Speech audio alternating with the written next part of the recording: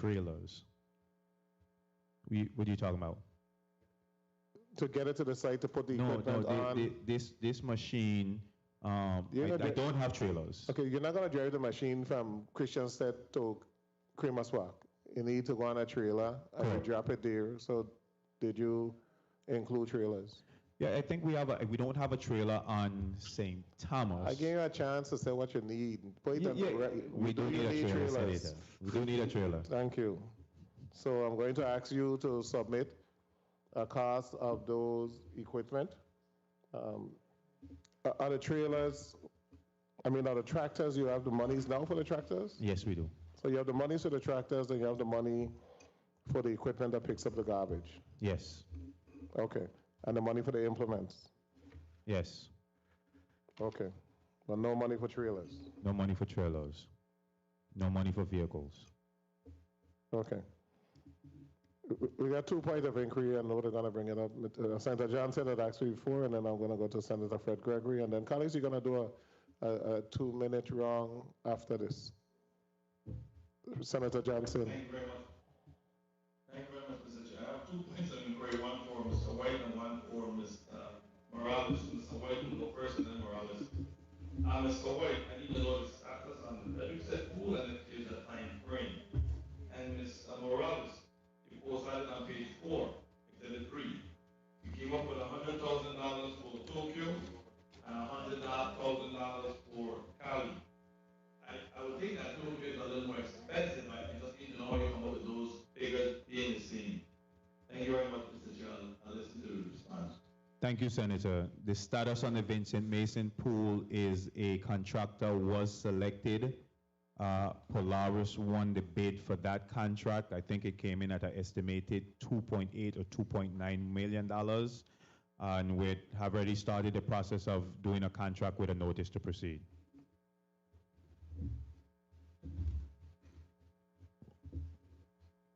Your question was answered, Senator? Yes, and then Mr. Morales' question was asked for Tokyo and Cali. Yes, initially when we submitted these funds, for Tokyo we had roughly about 12 athletes who were possible, who were training and trying to attain the qualifying standards to compete in the Olympic Games. So initially we had to include funds for them. However, since then we only had 4 athletes of the 12 who were able to qualify. So the numbers for Tokyo have gone down. Now the numbers for Cali, this is some junior games where we anticipate taking a delegation of around 50 athletes and supporting personnel, which that's how we came up with those figures of 100,000 for the games in Cali.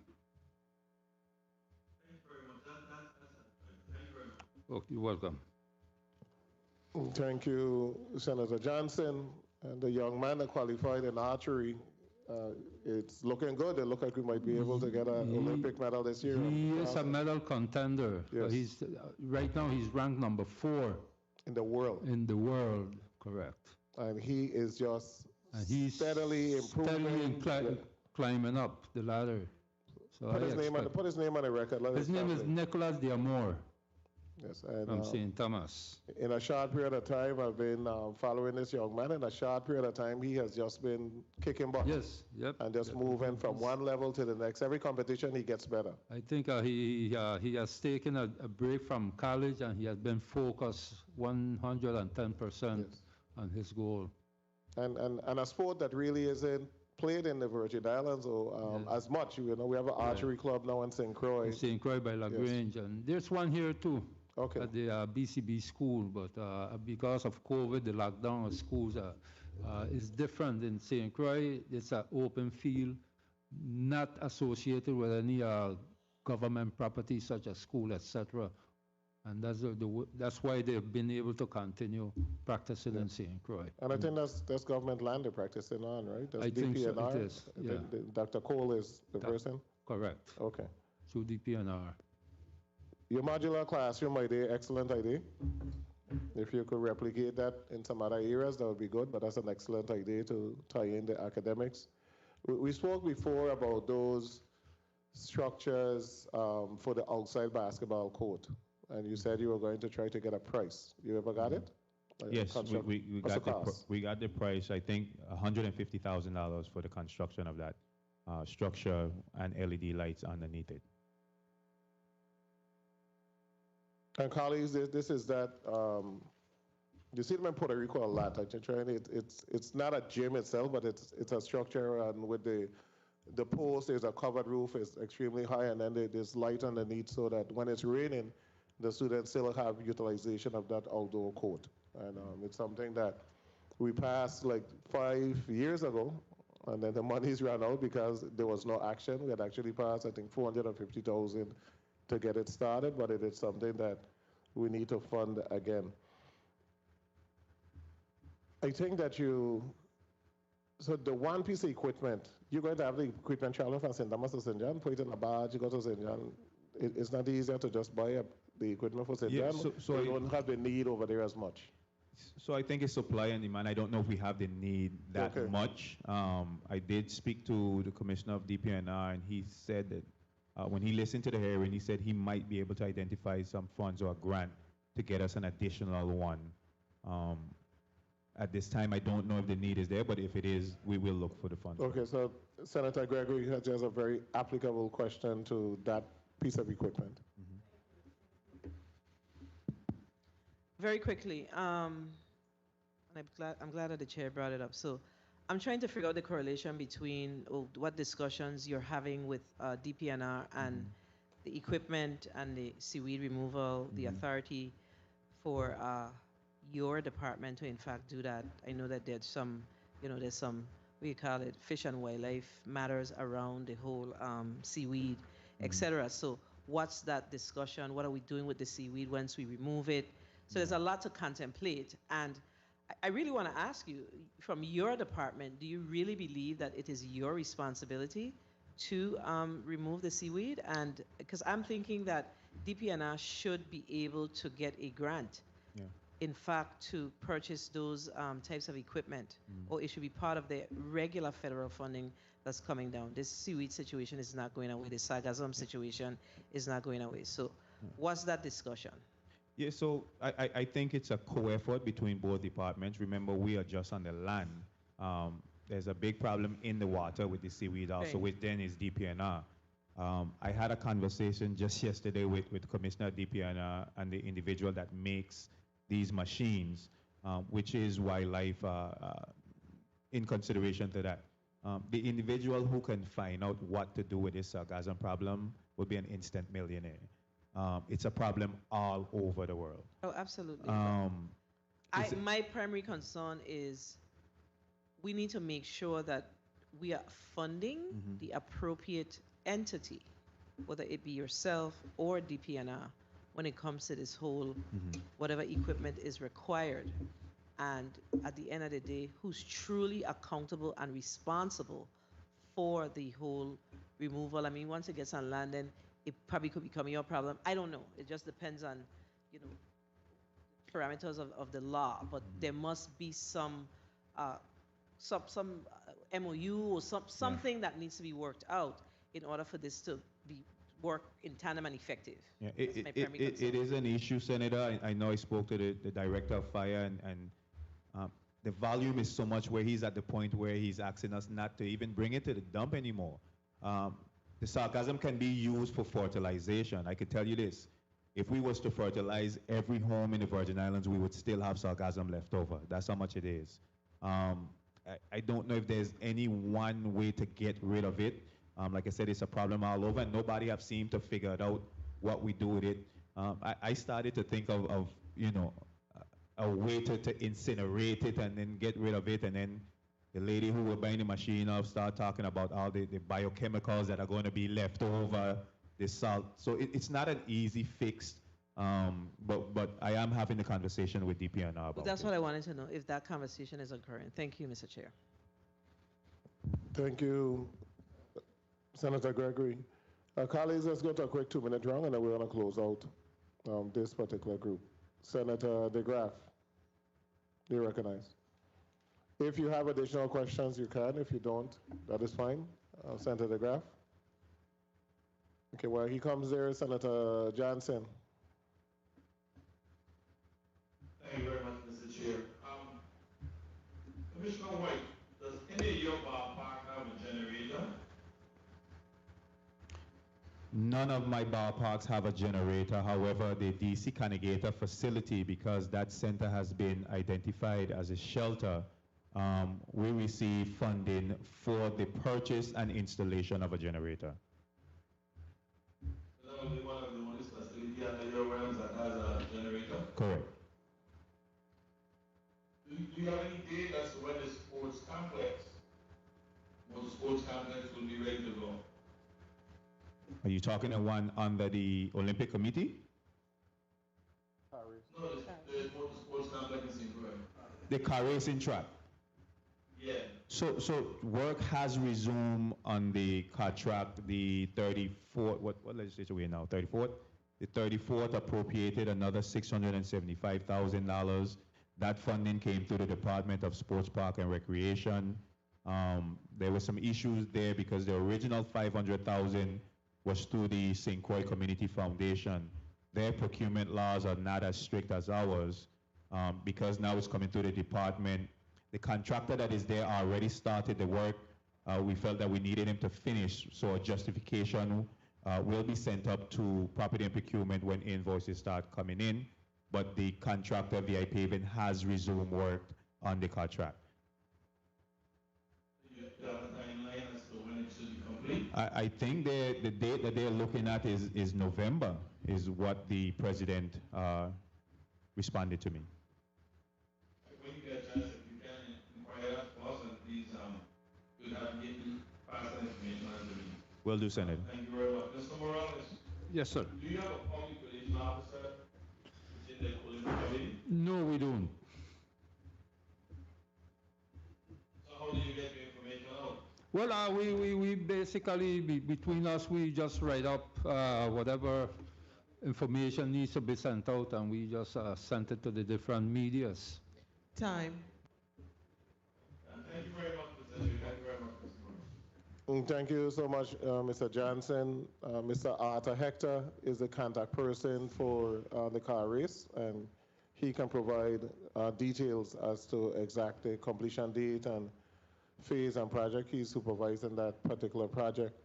The desire of the body was to funnel the money the same way it was done before. However, a request was made by Government House to send the money to Park and Recreation. Hence, we did, because the original legislation had the monies going back through the Community Foundation, but a request was made, so we wanted to make sure the bill was passed. So we went ahead and utilized the recommendation of the Chief Counsel for Government House. Senator, carry on.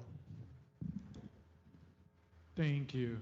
Commissioner, I just wanted to go back to staffing. I know we touched it, and I know within the budget and your testimony today, you have 4 vacant positions, right? And I think 9 new ones. Now I'm hearing you, this discussion this morning about equipment and your need for equipment and some new machines that are coming on. Do you have staff to be able to operate those machines? Yeah, so again, that in our senior staff meeting, those are discussions that we have. I do know on St. Croix, there is a heavy equipment operator qualified, ready to go as that machine gets on island. On St. Thomas, we do not. But I have been in communication with Public Works, who's already agreed to assist us, whether it's either training someone that's on staff now of operating the equipment, or we did have a conversation of bringing on a heavy equipment operator on the island of St. Thomas. Is that included within your budget? It is not. It is not included, and I'll tell you why. And I had this conversation with my staff. I questioned whether we needed or whether we would have been able to create 8 hours out of the day for just a heavy equipment operator. On St. Thomas, absolutely, I know we can create enough work for that person. The individual on St. Thomas, I wanted someone who could operate the heavy equipment, but also be able to deal with additional duties at the facilities. It would be great, like I said, we have the supervisor parks coming on, some other employees, if that person would be either trained or qualified to learn how to be a heavy equipment operator. I know at previous conversations you expressed the challenge you have with staff, and especially because most of your facilities are spread out through the territory and sometimes having to move staff and not having enough staff. Do you think the staffing that you have submitted within the budget is adequate? What is realistic, your wish list, in order to effectively carry out your duties and mandates? Yeah, I'll pass this question on to my assistant commissioners. They run the day-to-day operations of the department. So when I'm requesting, whether it's critical positions or hires, I always ask them what they want, what they need to get the job done. I can tell you it's not enough, but I'll pass this question on to them and let them know their challenges and needs as far as staffing.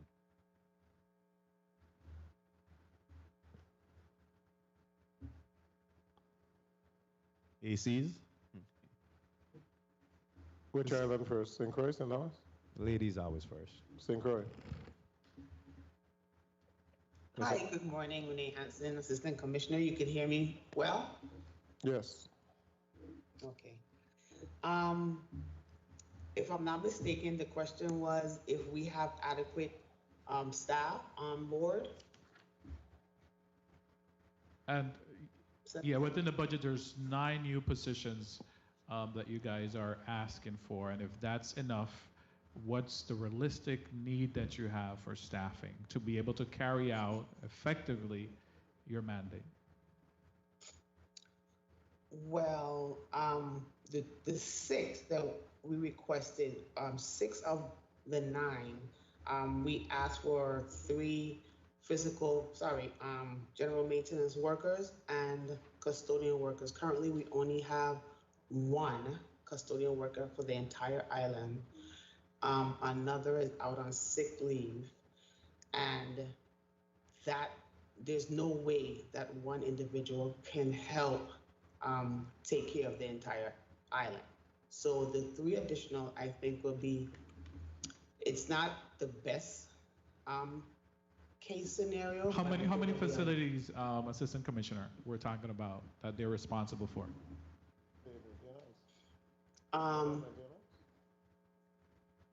Approximately Between, I would say 15 to 20.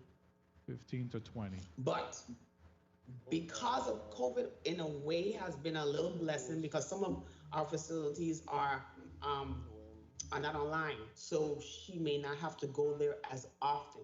But when we get back to normal, yes, that will be a real issue. So I would say 15 to 20 facilities they would be responsible for. So is 4 an accurate amount?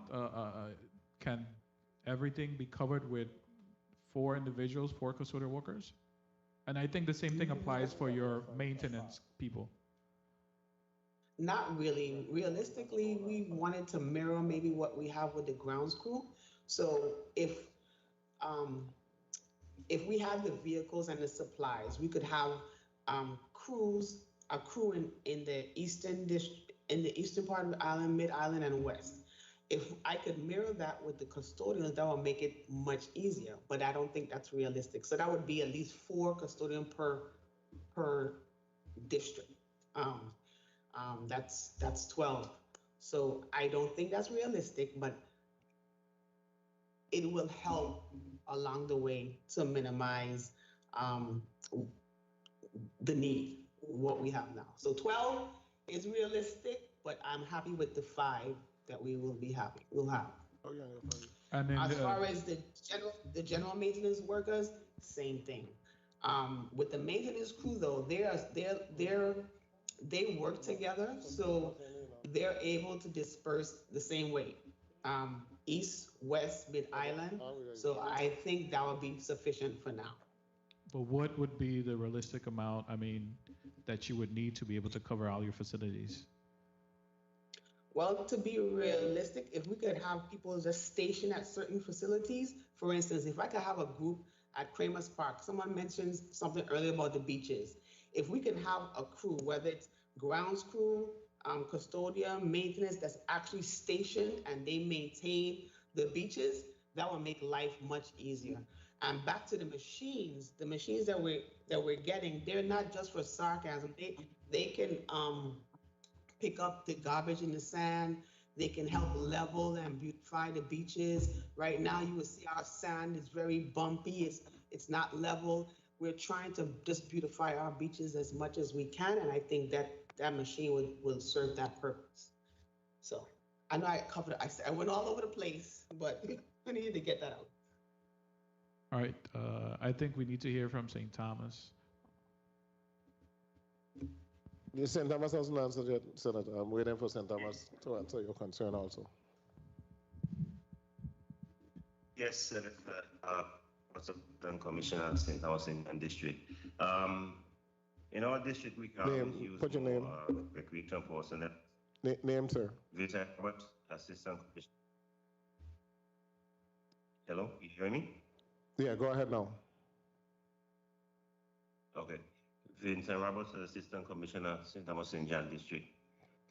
In our district, we could have used more recreation personnel as well as groundskeepers, but without rectifying our vehicle issue, it's something I would look into right now because bringing more employees and having a way to transport them will just create a bigger issue.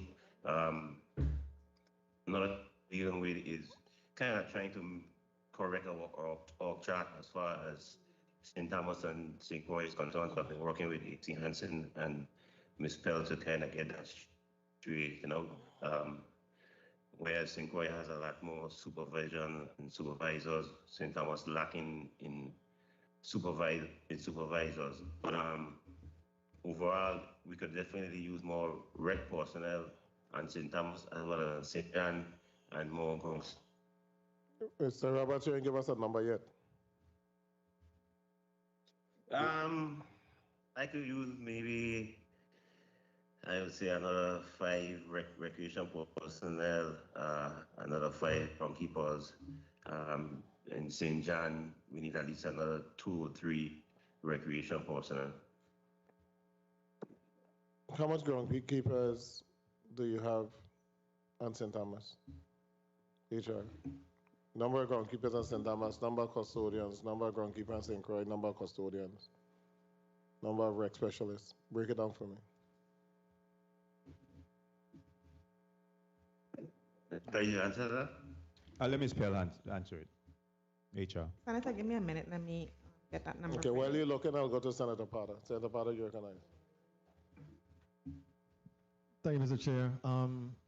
Commissioner, I wanted to ask you a question about, and I know you're making some strides with regards to repairing the facilities, the basketball courts, racquetball courts, and the like. I have a particular concern about the Smith Bay basketball court. And my concern is the retaining wall. I know you're familiar with that. I don't know if it's under your jurisdiction, and you can educate me on that. The retaining wall is missing. Obviously, it's a dangerous situation. If a car gets out of control and, heads into, on the court, it could pose a life and death threat to someone. Mm-hmm. Is that something you're aware of, and what role do you play in rectifying that? I'm aware of it. I've had a conversation with Public Works. I don't know if there's barriers there now. I'm not sure if there's barriers. I don't think there is. The last time but I am aware of it. I think both of us have a responsibility. The wall is on Sports Park and Recreation property, but the road is what Kevin and Public Works is who deal with roads. I know the wall is covered as part of the project for that facility, so that will be addressed once that project starts.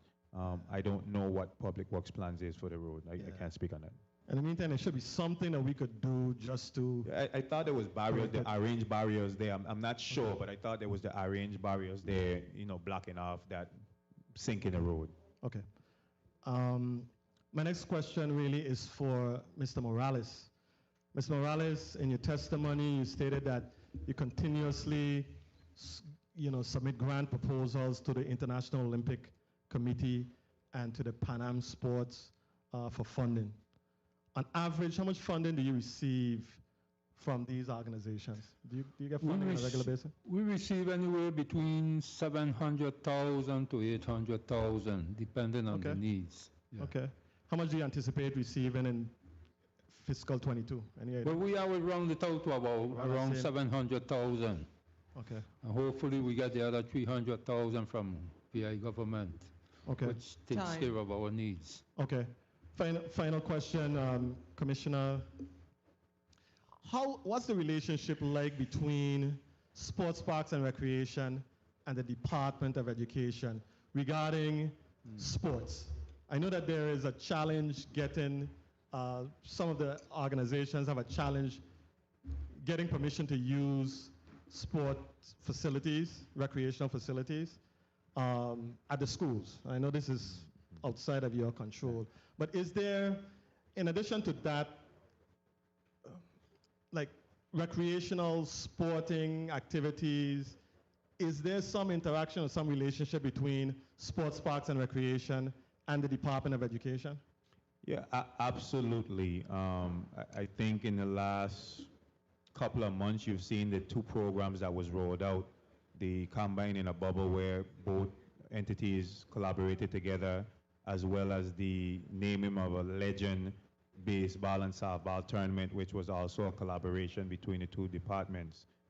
Let's be honest, there's no educational sports without sports park and recreation. A lot of our fields and parks that these games are played on is at our facilities, and vice versa. So there is conversation.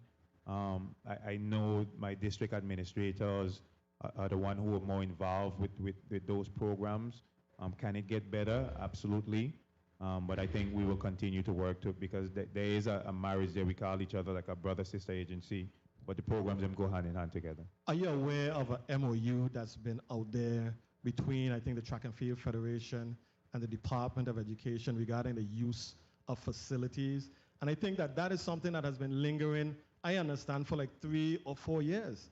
If we're saying we're preparing and training folks to go in the Olympics, shouldn't that be something that would be solvable? And can you interject yourself in the equation, you and Mr. Morales, to try to get that issue resolved?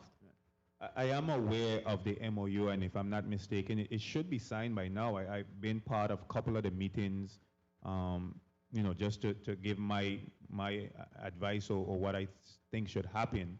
But I do agree that our facilities should be more accessible, not just for programs and the community, but our national teams. Any travel team that needs to use it, that's the purpose of the facilities, for it to be used. Exactly. But I could only speak from Sports Park and Recreation. Like I said, it's as simple as filling out a use of facility form. We try to make our facility available for the use of the public. Just for your information, that MOU still has not been signed. I'm just trying to gather in my mind what could be the holdup over a 3 or 4 year period. It baffles me, but ultimately our kids suffer. Thank you very much for your response. Thank you, Senator Potter. Just for my own edification, the MOU is with the Track and Field Federation and Department of Education? Okay. Our entities that represent the Virgin Islands, our national teams, I cannot understand why they're being charged thousands of dollars to use government facility. And the Basketball Federation has had help being able to practice the teams because they're being charged thousands of dollars. And I know that for sure because I intervened with the Basketball Federation on the use of a facility in St. Croix. I went all the way to call the commissioner, the superintendent, not the commissioner. And after wrangling and trying to get the fees down, they were still charged over $1,000 to utilize the facility. National teams represent the Virgin Islands.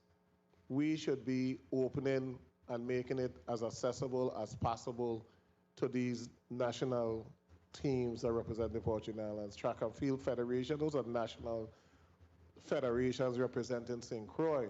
St. Croix Educational Complex gate locked for the track, the grass is encroaching, we don't got problems there, instead of allowing a federation to utilize it. I mean, there's no logic. And that's an in-house discussion, Senator Potter. All you need to do is you send out an executive order saying national federations must be given access priority. Once it's not interfering with a school activity or something, they should be given access.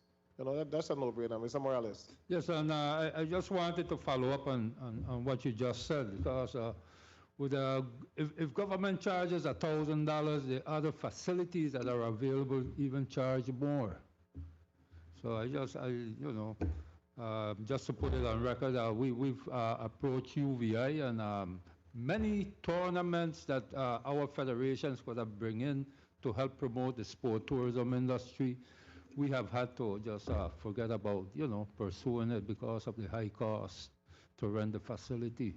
And that's one of the problems that this facility, this multi-sports facility, which we want to build, will resolve. And I agree, but we fund UVI. Pardon? We fund the University of the Virgin Islands. I know that. I work there. And when they come before us and there's a need, we have made sure we have provided additional monies for the University of the Virgin Islands. So it should not be an obstacle for us to be able to host competition at UVI because of the cost. If it's a private group that hosting it, that's a different story. The Travelers basketball, that's a different story. But if the federation is hosting a game between Virgin Islands and Canada, it shouldn't be any exorbitant cost. And colleagues, we might have to craft something and build it into legislation where you were working on it, Senator Carrion? Okay, we got to craft that so we could better protect our national teams. Any other island, when the national team are ready to practice and leave, they are given the red carpet. And I look at what happened in the BVI, somebody won a medal, they gave her a piece of land. True. When she came back, I think she's silver medalist, the government gave her a half acre of land, thanking her. There was a next Caribbean island, gave the medalist a car. Because we're so proud of the glory that it brings to your nation, your ability, a small Caribbean island, to produce somebody of that magnitude. You look at how Puerto Rico treat the national teams. When they're traveling with all the bells and whistle, and the economy worse than ours. Yep. So we have to revisit how we are dealing with our national team members, and that's why I made it a point today to emphasize on that young archer, because it is something that we should just brush on the side. It's a wonderful accomplishment that's taken place. Senator Gregory, you'll close it out. Senator DeGraff, you're back? Yes, I'm back. Go ahead. Okay, thank you, Mr. Chair. A couple of things, Commissioner. One, I just wanted to, the $110,000 miscellaneous as reported in the post-auditor's report for the youth program, St. Thomas, St. Croix, boxing, and Leche. That's an additional to that $500,000 from the miscellaneous fund? Hi, Carol Peters, Director of Business Financial Management. The $110,000 is the miscellaneous appropriation grant that is part of the budget. Okay, because I was saying, without that 110, what were these particular programs funded before? That was always it? Yes, that's correct. Okay. Okay, and finally, again, I want to just go over that situation with you said you have a union, because I'm being told that you have a union that was supposed to have received wage increases last year, 2020. Correct, Senator. Is that so? Correct, Senator. That's Okay. the one that's in at OMB right now. Okay, so that is for the 2021 budget. It's supposed to be funded for? It was already supposed to be paid out, so we're behind. But it is in the 2020 2022 budget. And which union or how much personnel are we talking about that affects?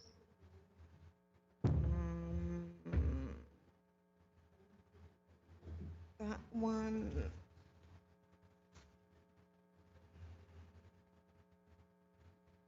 59. 59 personnel were supposed to already been paid wage increases, and they have not been for the 21 budget. That's 20. And now we're saying it's being put into the 22 budget. Correct, Senator. So was it ever in the 21 budget? Time. No, it wasn't. Okay, 59 employees is a very high amount, and it could cause a lot of dissension among your troops, Commissioner. And so we could really work and get together with these individuals and give them information. Like I say, I thank you and your team for what you do and continue to do it for the service that you provide the territory. But to have 59 people who should have been getting received their wage increases and have not, it's not good. Thank you for the time, Mr. Chair. Thank you.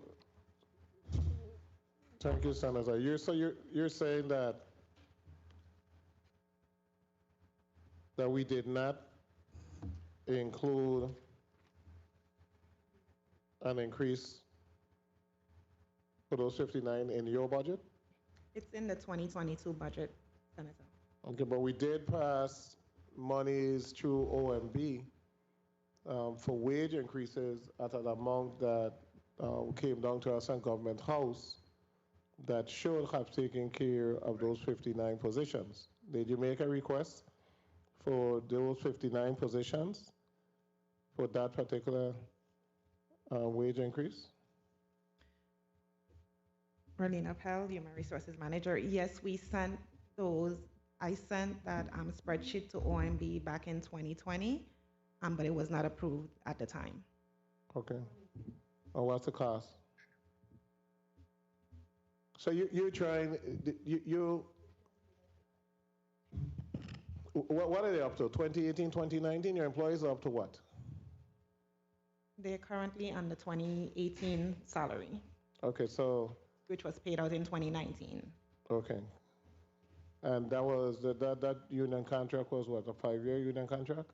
It's expiring 2023, yes. So in 22, what do you plan to give them? The 19 and 20? They don't have any for the next 2 years. Okay, so the contract is just for 19? Yes, 18 and 19. And they receive 18 already? Correct. Okay, so we ordered 19? Correct. And it's in there as being retroactive, or? We did include the back pay in there, yes.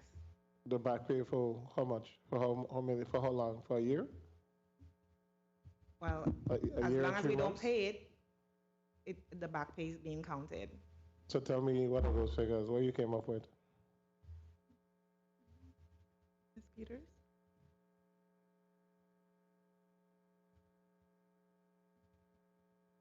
You see, your actual expenditures for 2019 was $3,516. What was your actual expenditures for 2020? Not 21, not this year. Or what's your actuals up to this point for personnel?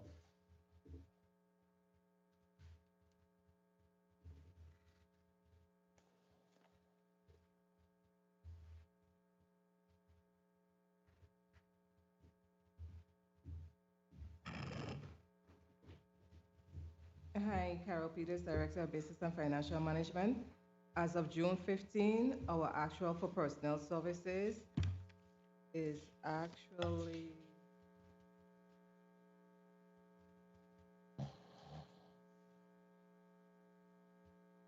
$2,542,268.42. Wait, wait a minute. So say it again. 2 million. $2,542,268. And that is up until when? As of June 15th.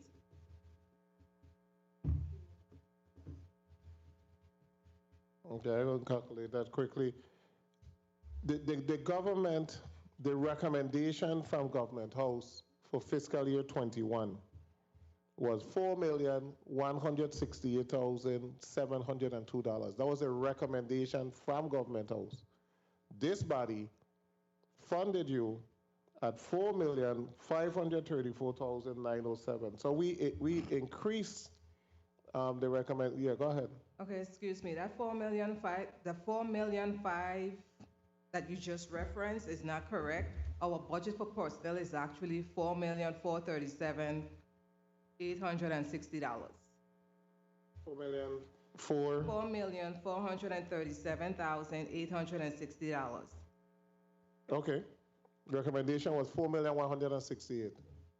So we increased it almost by 300 million.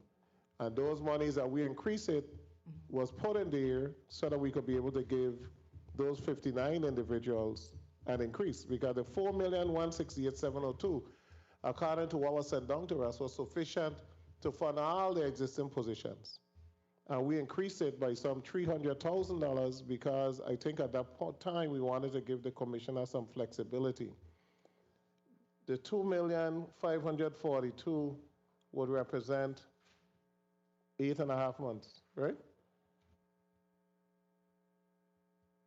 The additional funds that you just spoke about, the 300 and something thousand dollars, those funds was actually used for our critical positions that was taken out the budget that we spoke about, and so how much was like 4 lifeguards.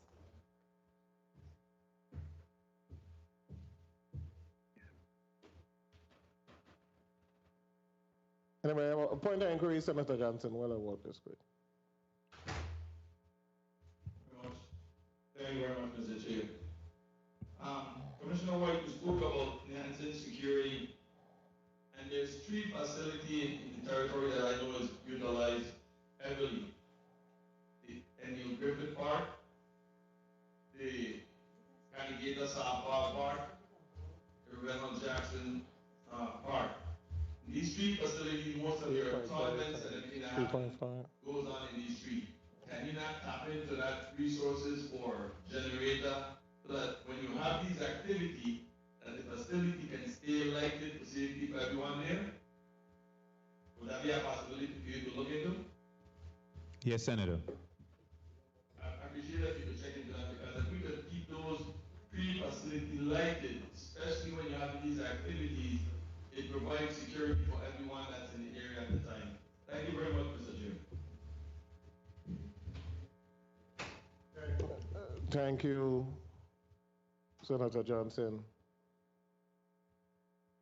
Ms. Fell, Ms. Peters. Okay. If you, 2,542,268, up until June 15th, that represents 8.5 months, right? 3 months, October, November, December, and then 5 and then a half. So 8.5 months. Correct. So if you divide 2,542,268 by 8.5, you get 299,090. And then you multiply that by 3.5, which would represent the next 3.5 months to finish the fiscal year, you get 1,046,816. You add those numbers together, and you're going to have 3,588,000, or 589,000 and a little bit left. You have sufficient money in your budget right now to give all of them the raise for fiscal year. If you calculate it, you have enough. Yes. At the appropriation level that we gave, yes, there is sufficient monies that right now you can execute the raise for those 59 employees. If you don't, you're going to lose it. And then it's going to be an expense that we have again next fiscal year, while you have sufficient in this fiscal year. Commissioner, you can go ahead and execute it. You're going to say something. Go ahead and say it. Oh, no, I'm listening. Okay. We'll proceed.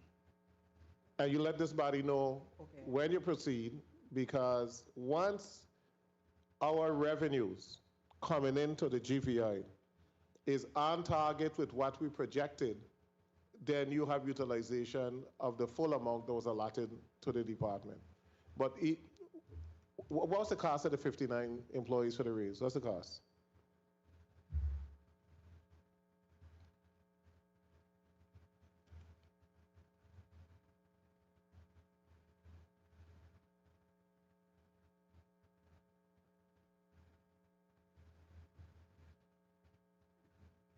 So the cost is, for year 2, is only 38,000. 38,000?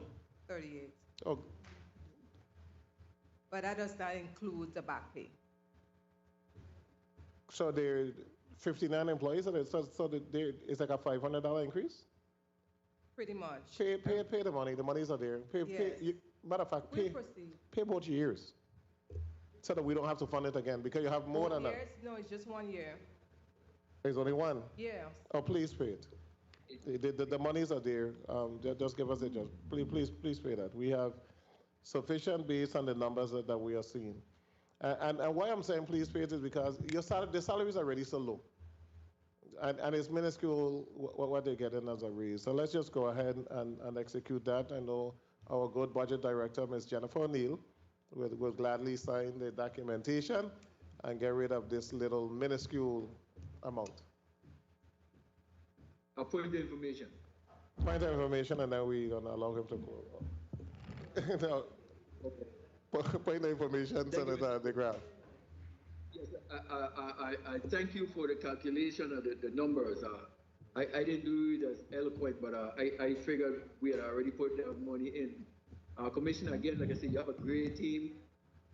And in order to keep that morale going, you know, I would highly appreciate, I just take the suggestion of Mr. Chair, and we address those people this term, and so they don't have to wait any longer. Thank you for the time, Mr. Chair. Okay, so the average raise is $661. You wanted to put something on the record, Senator? Go ahead. You have 2 minutes. Go ahead.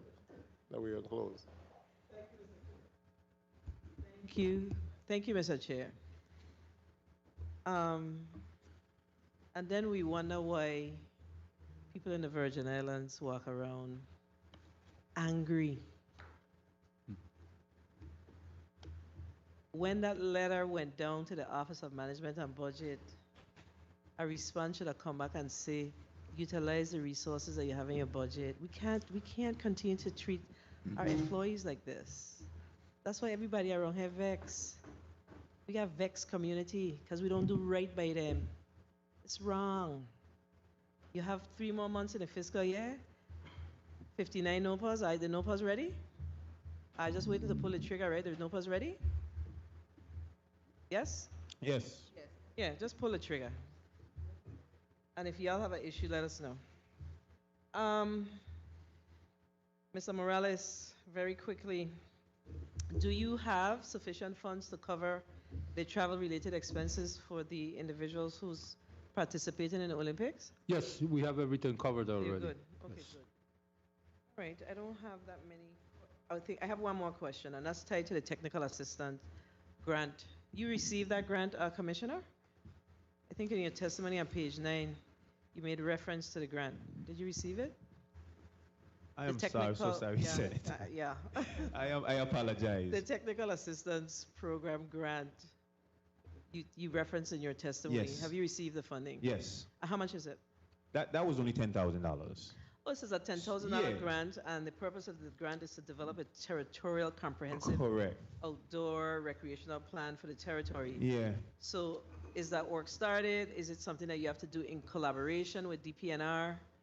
What's Yeah. happening there? So the work for that initial grant has not started. We just received that, I think, if not last week, the week before. Okay, so you've just started. Just working got on it. And I have one more question. I think Miss, gosh, we messed up Peters. your name, Aldi. Your fiscal person. Let me just keep it to that.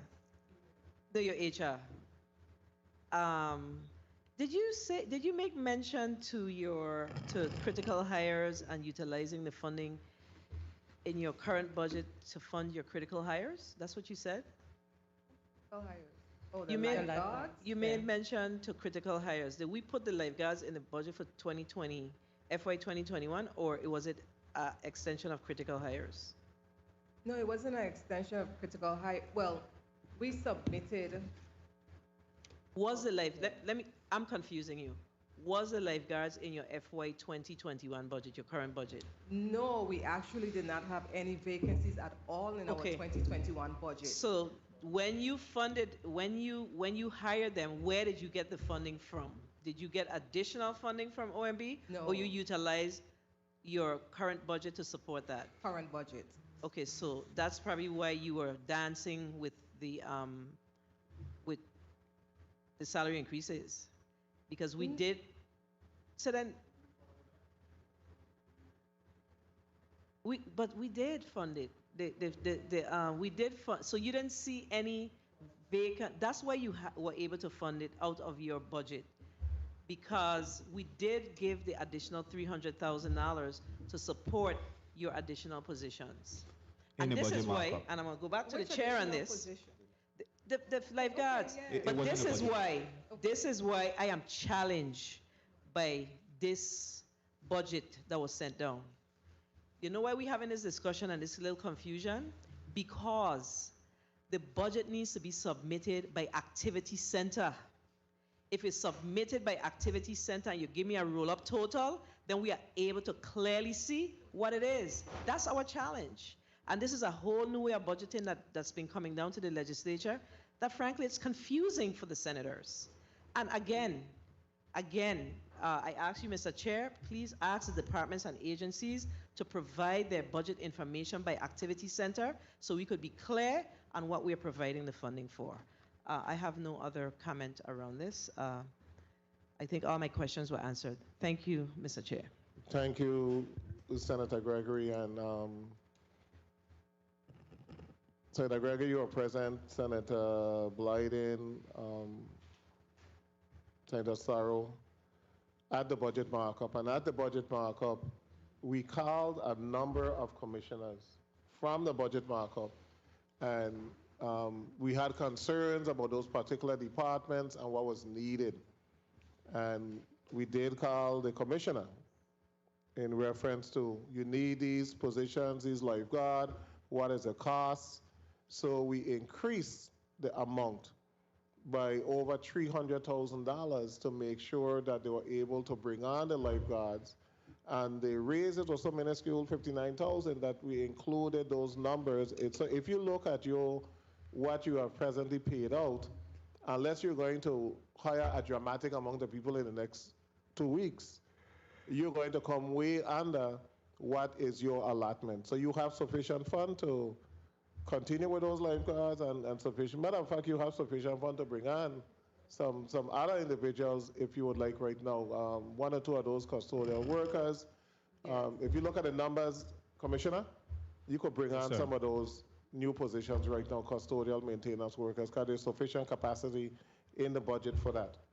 So I'm glad you did mention that. I did speak with the director previous to coming into this hearing, and she did tell me we do have the savings to go ahead and hire those individuals now. Okay, we have to, colleagues, I'll have to do a real scrub, okay, and the budget. Senator Carla Joseph have joined us at the very, very end as we were about to conclude, so we'll give her a quick 2 minutes so that she can ask some questions.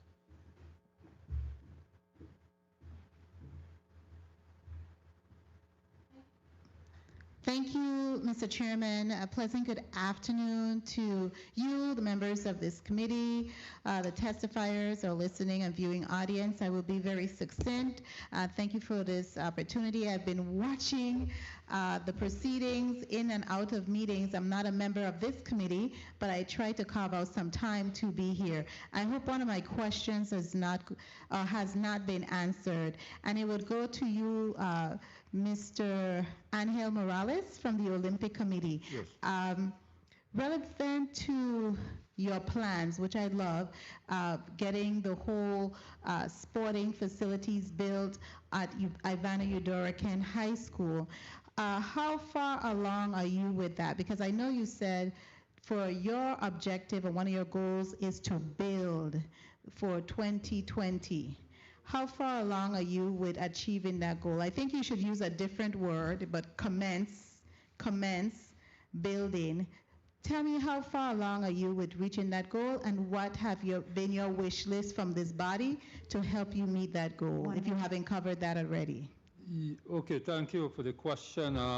Like I mentioned earlier, the first step that needs to be in place is that we get the long-term lease for the land.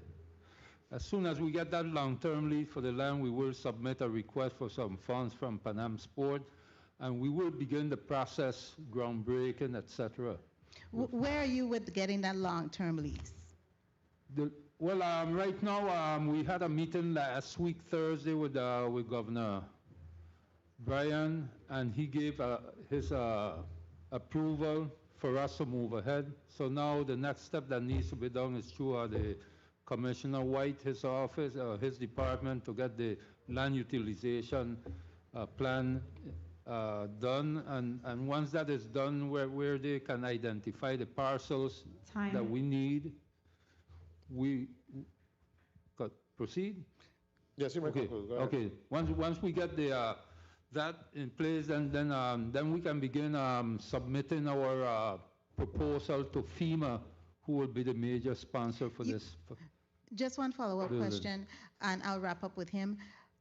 Did you not state in your presentation that you were looking for funding from this body to support? Yes. So you said $2 million, right? $2 million, correct. So you are looking for us to appropriate that $2 million to you simultaneously while you do what you have to do to begin the process and use that as bridge funding? Well, I haven't submitted a request for the $2 million until yet, because I don't know if I will get the long-term lease. Once that is in place, then I will be moving forward for these funds. Okay, I won't hold up my time, but if I could just put on the record, Mr. Chairman, to you as well as to Senator Novell Francis, happy anniversary to the both of you. I did hear that. Happy anniversary.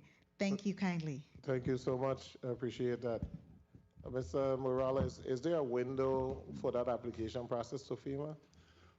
Well, once we get, like I said, once I get this long-term lease, then I will be meeting with the contractors. They have a personnel who focuses only on grant writing for FEMA.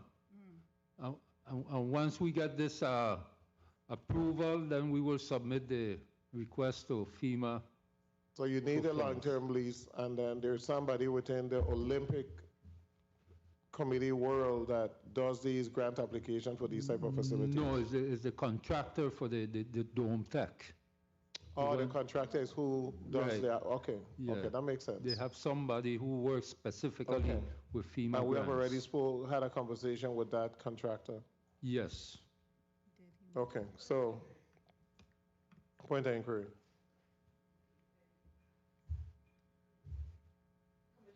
Yes, ma'am. Uh-huh.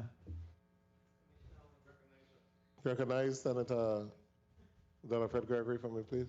Commissioner White, you know this project is a project that I have been on top of you guys on, right? I need to understand. If we didn't move the money for the site plan, right, the site plan evaluation, then this long-term lease discussion will never happen. I'm trying to figure out, why is it that we cannot move forward with this lease? This is a major project. This is a good project.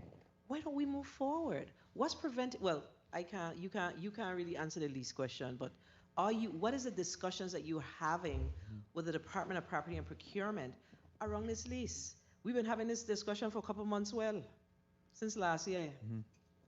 So Senator, the conversation started way before we had a conversation about the lease. Keep in mind, Mr. Morales is only one of 50 other people who want piece of that land out there. Again, it's good for us to say now we're going to put that structure at the, it's good for us to say we're going to put that structure out on the eastern end of the island.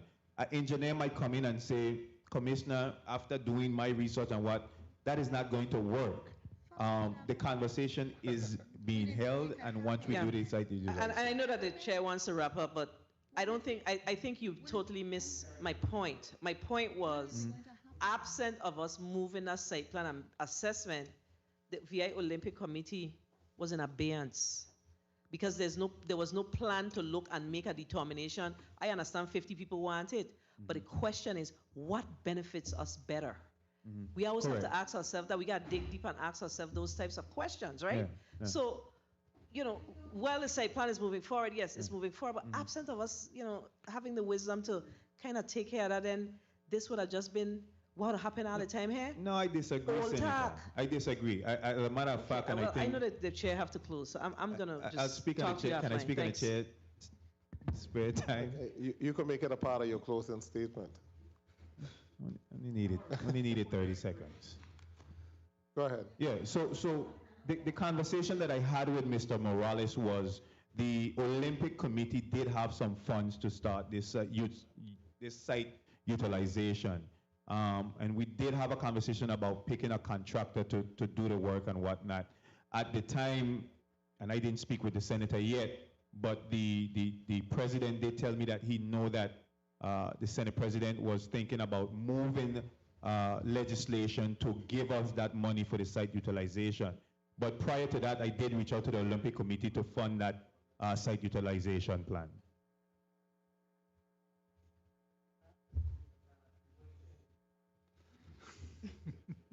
Thank you so much, Commissioner. Now I'll allow you to put abbreviated closing statement on the record after Senator Carrion asks the next question. Good. Thank you, Mr. Chair. I just want to request the commissioner if he could submit to this committee his plan towards reprogramming the $3 million that was destined for the racetrack. So we'd like to see what that plan is. Okay. Thank you. problem.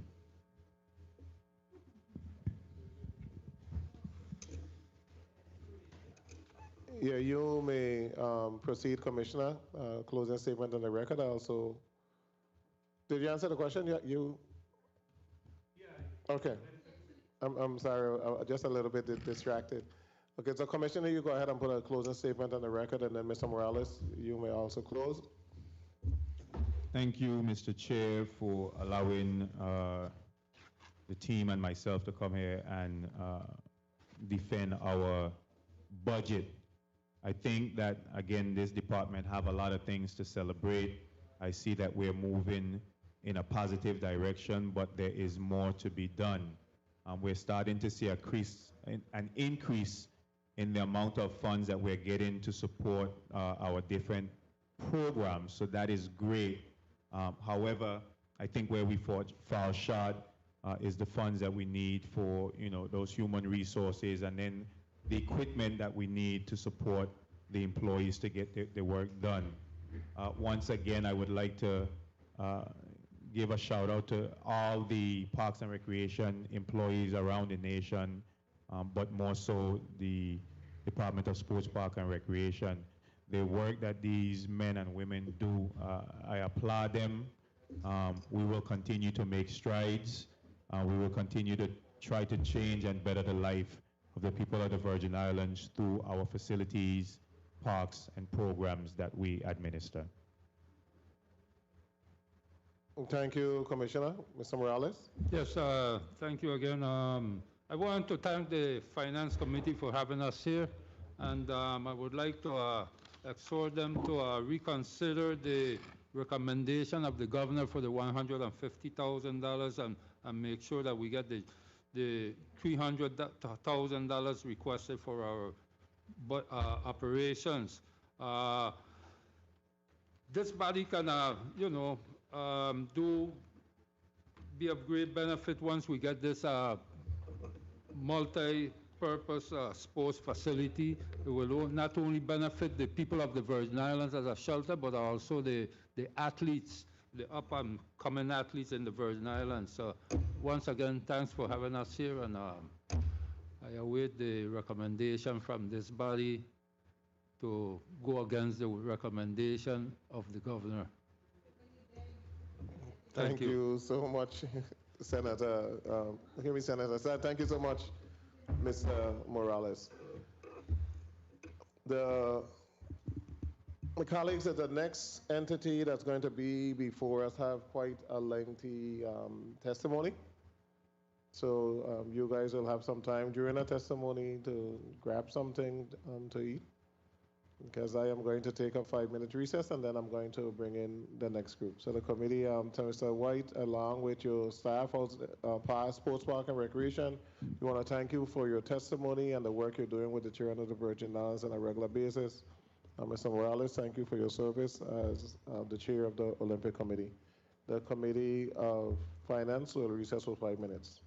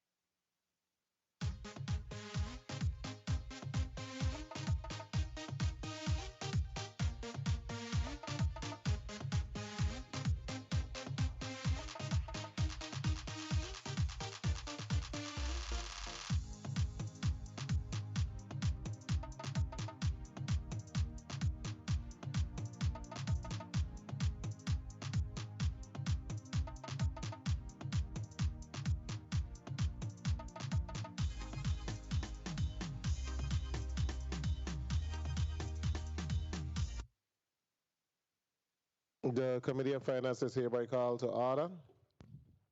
Madam Clerk, can you read the next item on the agenda? Office of the Adjutant General. Invited testifiers, Major General Cujo S. Knox Limbacher, the Adjutant General. Thank you, Madam Clerk, and you also have a letter that you need to read into the record? Okay, we will do that right after. General, I'm going to allow you to put your name and title on the record along with those individuals who are here with you today. Are you going to have individuals participating virtually also or none? No, sir. Okay, great. So you go ahead with your name, name and title. Good afternoon. Kojo Knox Limbacher, Major General, the Adjutant General, the Virgin Islands National Guard. Thank you. Good afternoon. Nikita Ward, Director of Administration and Business Management. Thank you. Good afternoon. Colonel Deborah Lobenmeyer, United States Property and Fiscal Officer for the Virgin Islands National Guard. Thank you so much. You may proceed with your testimony. Good afternoon. 34th Legislature Finance Committee Chair, the Honorable Senator Kurt E. Violet, Vice Chair, Senator Donna Fred Gregory, Senator Marvin A. Blyden, Senator Samuel Carrion, Senator Dwayne M. DeGraff, Senator Janelle K. Sarro, and Senator Javon E. James Sr. Other non-committee members present in the Senate chamber, family, friends, and the general public viewing and listening locally and abroad. I'm Major General Kojo Knox Limbacher, the Adjutant General for the Virgin Islands National Guard and the Commander of the Virgin Islands National Guard, serving at the discretion of the Commander-in-Chief of the Virgin Islands National Guard, Governor Albert Bryan, Jr. It is an honor to be sitting here before this esteemed body to discuss our proposed fiscal year 2022 operating budget for the Office of the Adjutant General.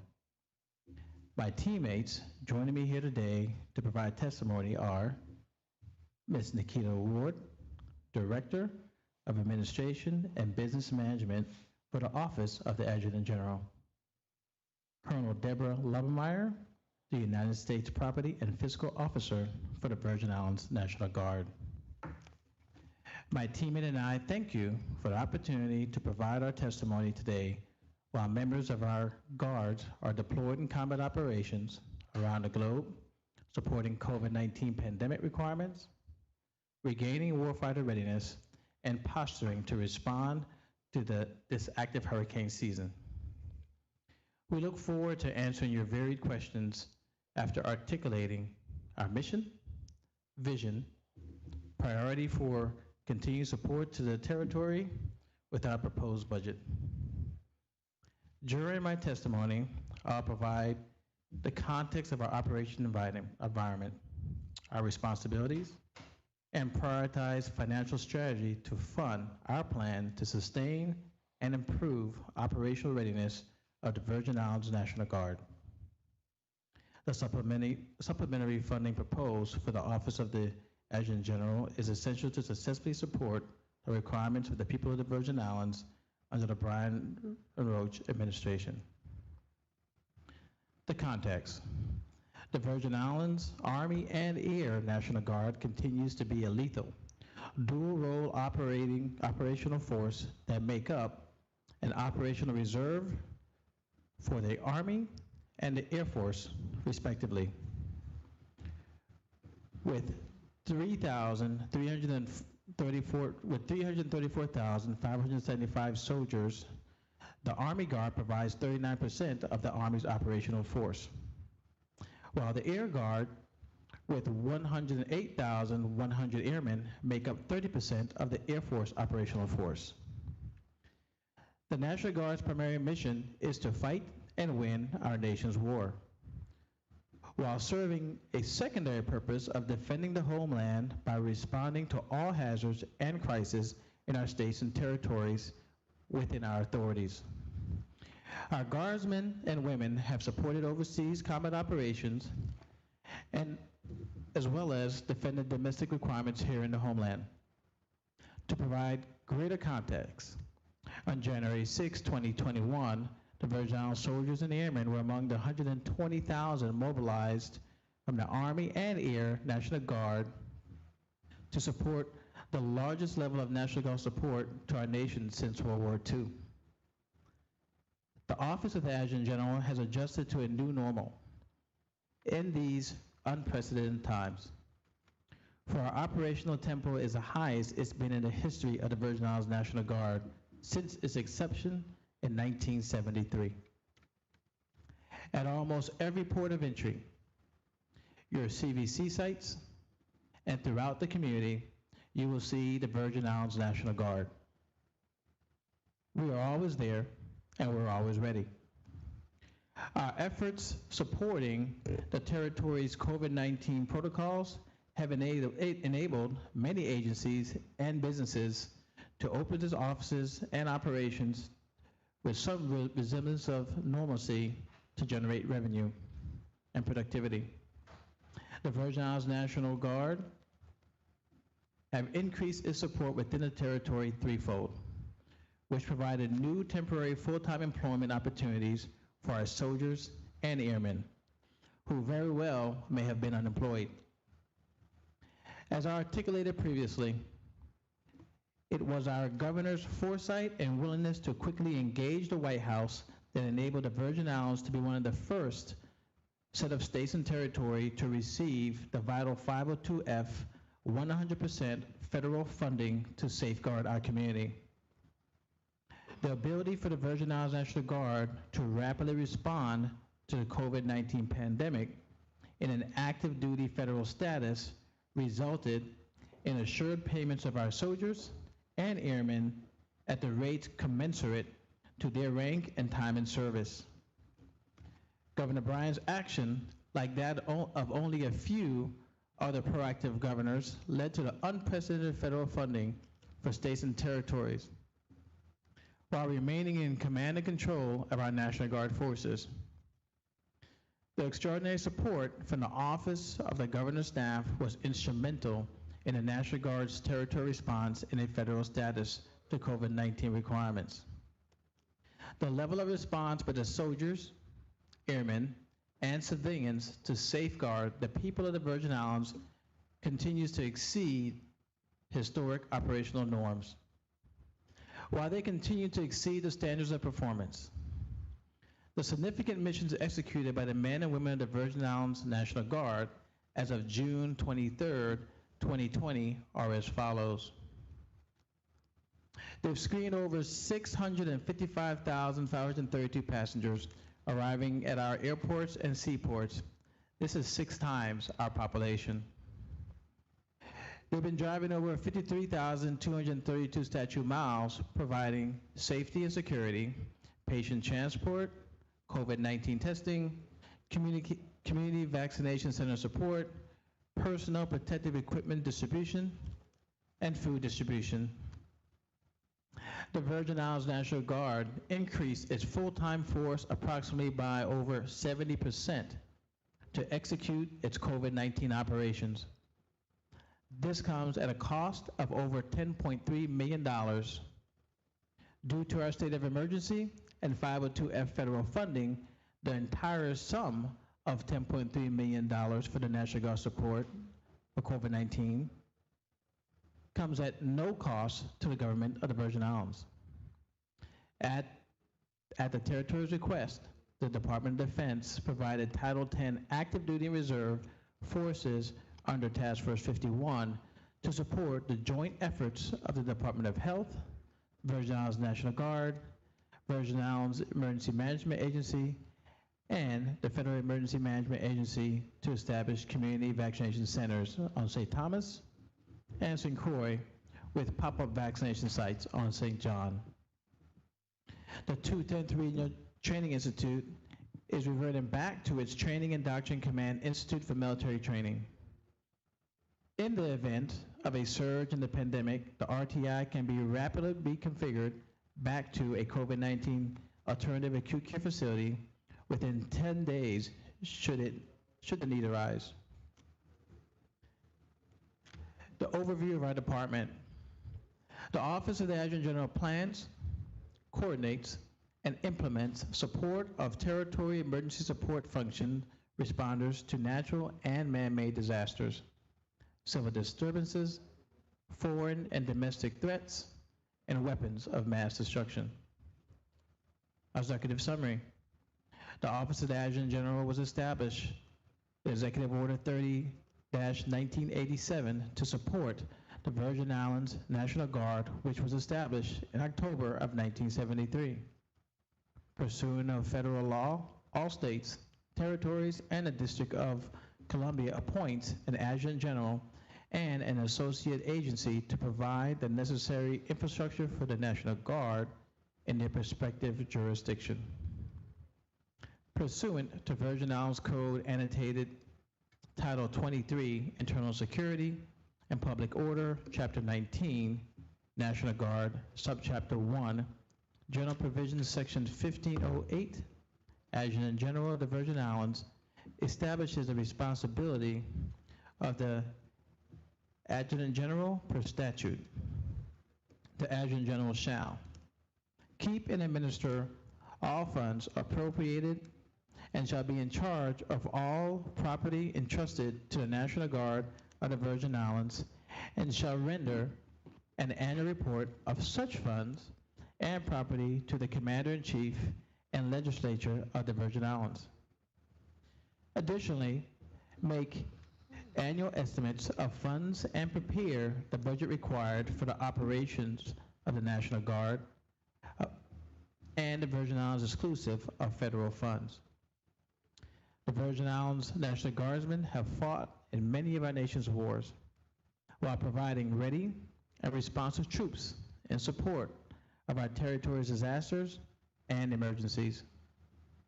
To achieve a higher state of readiness, the Virgin Islands Guard, National Guard, must be appropriately funded to train, man, and equip its joint force to answer the call for both territory and federal mandated missions at the request of the Governor and the President, respectively.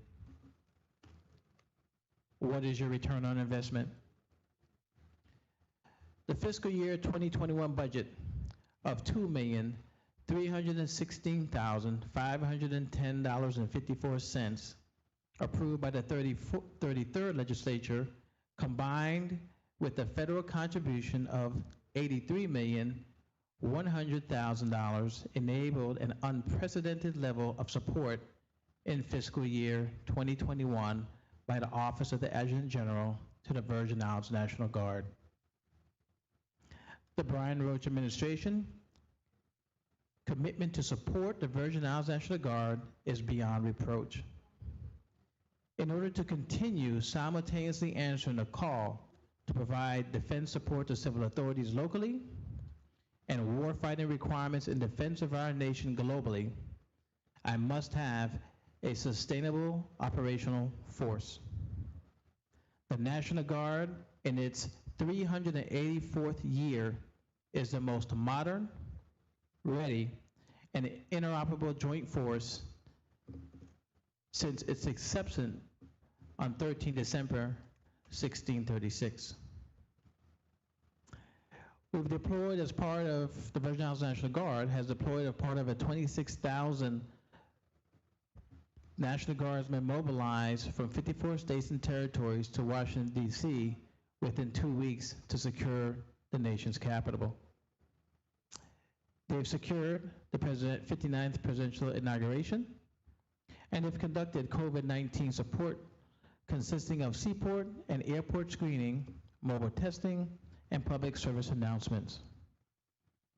They've conducted support to the Veterans Memorial Day ceremonies and funeral honors for our fallen comrades.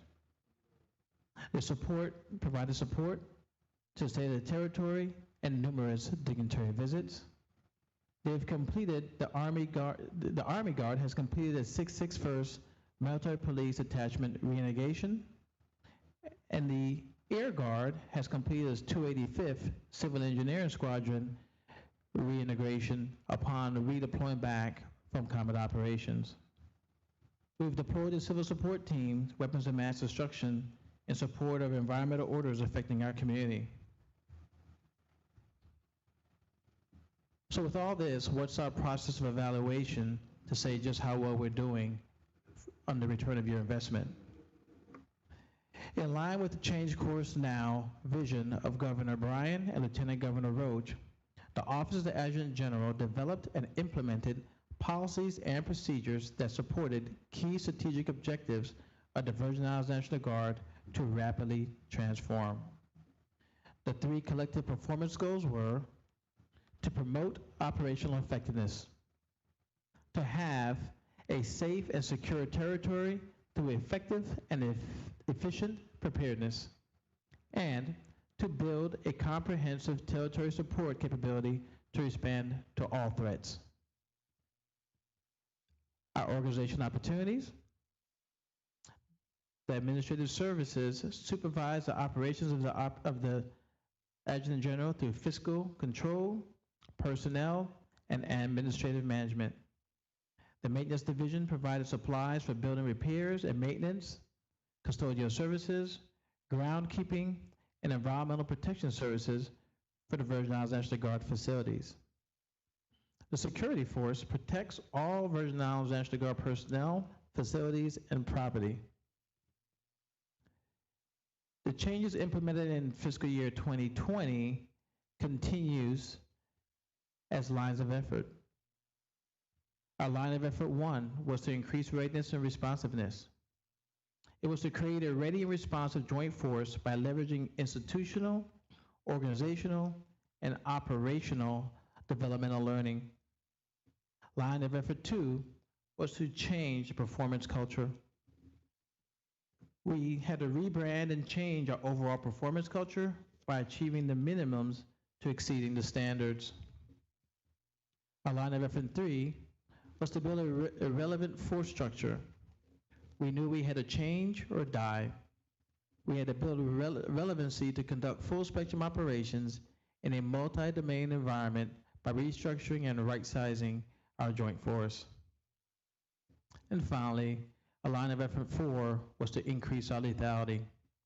Increase lethality by recruiting, retaining, and developing future leaders to achieve our core warfighting and defense support to civil authorities training requirements to support both our nation abroad and here within the homeland. I want to personally thank all the members from the executive and legislative branches, congressional office, and the Commander-in-Chief of the Virgin Islands National Guard, Governor Albert Bryan Jr., for your unwavering support to the Virgin Islands National Guard. I will be remiss if I did not thank the men and women of the Virgin Islands Army and Air National Guard, who are our sons, daughters, fathers, and mothers in our community, who have been answering the call to service every single day. Whether in supporting our national defense strategy overseas or supporting the homeland during time of crisis, they continue to exceed the standards and they embody the warrior ethos. The support provided to our guardsmen while away and here on duty in the territory showed just how much our community cares about their welfare. We all should be thankful for the sacrifices of our service members and their families that they endure every day to safeguard our great nation.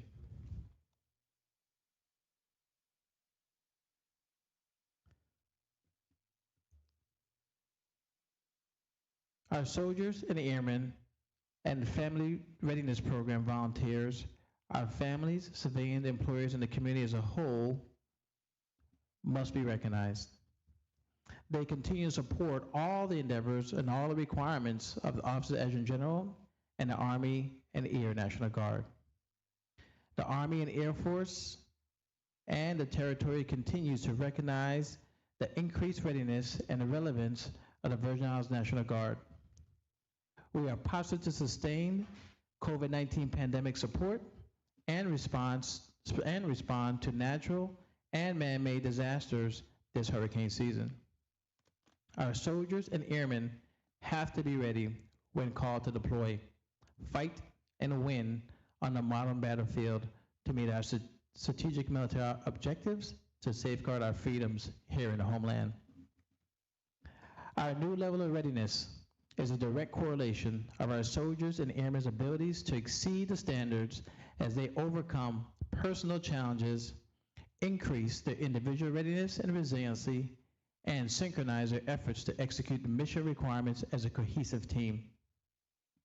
Their proficiency in individual, collective, and unit readiness requirements will be essential to operate in a complex global security environment of the future. We will continue to modernize and train our guardsmen to be called off the bench and into the fight. Our families and our community continue to be the driving force and inspiration for our service to our great nation and the territory of the Virgin Islands. The United States Army and Air Force exist for one primary reason, which is to be the guardians of America's freedom and its way of life. The Guardians of the Eastern Front have worked hard to transform into an organization that exceeds the standards because we know the call to serve as an integral part of a warfighting force to fight and win our nation's war in a multi-domain, complex battlefield environment can come at any time. As the Virgin Islands Army and Air National Guard continues to increase our readiness and relevance as a member of the total force, we must achieve the optimal level of readiness with a right-sized joint force supported by a predictable and adequate budget to build and sustain the level of readiness and lethality required for our core warfighting mission. Additionally, adequate resourcing enables our territory's guardmen to provide a response and relevant capabilities in support of defense support to civil authority missions, which has never been more vital. In order to safeguard the people of the Virgin Islands, the governor continues to be reliant on his go-to force, the Virgin Islands National Guard, to fill the gaps and assist with our emergency support function partners.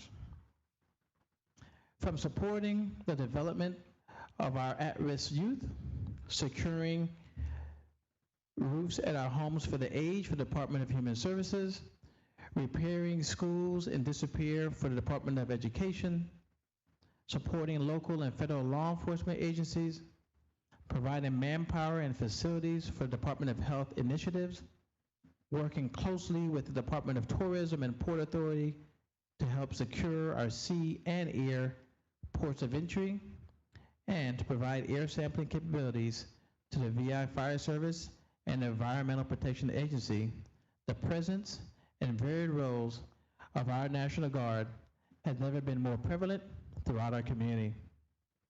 The Office of the Adjutant General has proven to be an agile and reliable part of the government of the Virgin Islands during a historically more active hurricane season amongst a worldwide COVID-19 pandemic. As the Adjutant General, my responsibility encompasses the administrative, security, maintenance, operations, and training required to achieve goals that support warfighting and defense support to civil authorities' operational readiness goals of a joint Army and Air National Guard force. These goals nest with the National Military Strategy's wartime goals and the Government of Virgin Islands' territorial civil support requirements. The full capacity of the National Guard's capabilities are only realized once activated for territory active duty by the governor. Per statute, this activation happens in response to natural and man-made disasters, state of emergencies, and other requirements at the discretion of the governor or the president. The Virgin Islands National Guard not only continues to be always ready and always there, but that we will be at a higher state of readiness when called. my bottom line up front. Our proposed budget of fiscal year 2022 is $3,134,411, which is $1,219,442 higher than the $1,914,969 requested in the fiscal year 2021 budget to sustain a ready, relevant, and responsive Air and Army National Guard Joint Force. The proposed budget from the Virgin Islands government is 16.5 times less than the federal projected contribution of $51,695,588. This will enable us to safeguard our territory and execute our federal wartime mission supporting combatant commanders' efforts against belligerent actors while simultaneously supporting COVID-19 pandemic requirements. The budget of $3,134,411 represents a variance of 63.68%, which is $1,219,442 more than the fiscal year 2021 appropriation of $1,914,969. The projected $51,695,588 will be received and controlled through the United States Property and Fiscal Officer on behalf of the National Guard Bureau.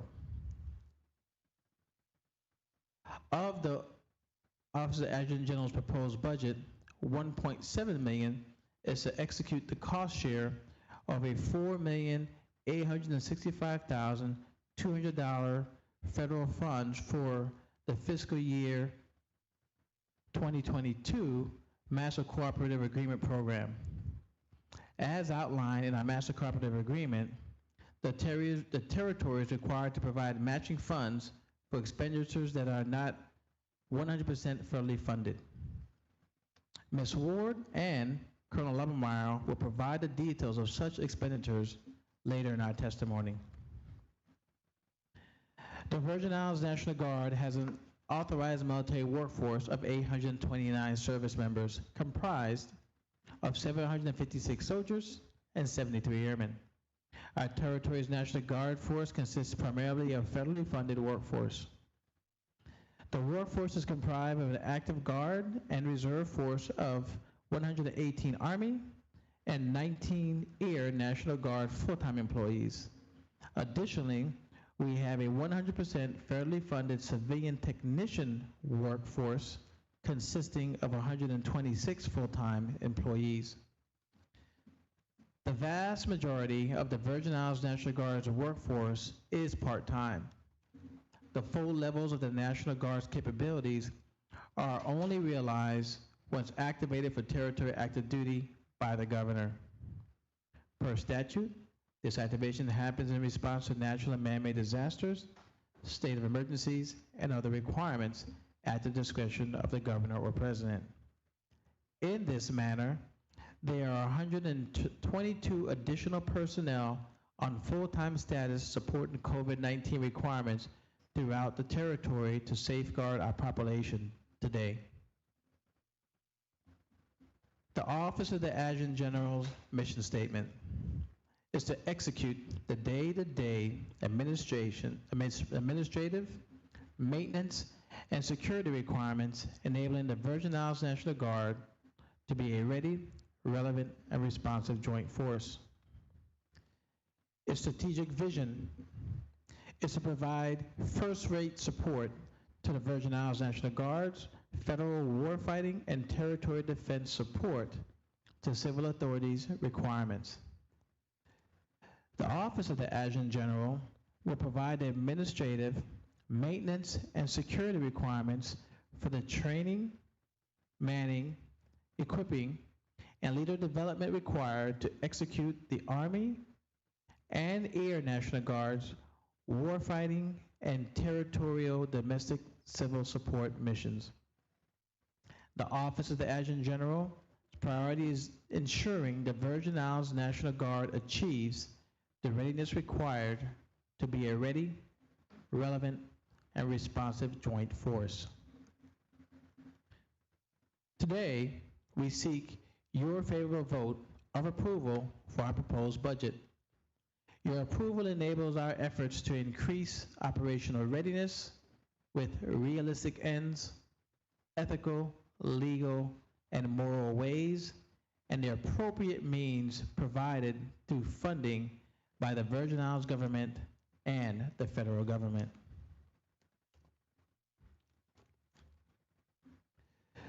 Fiscal year 2021 accomplishments.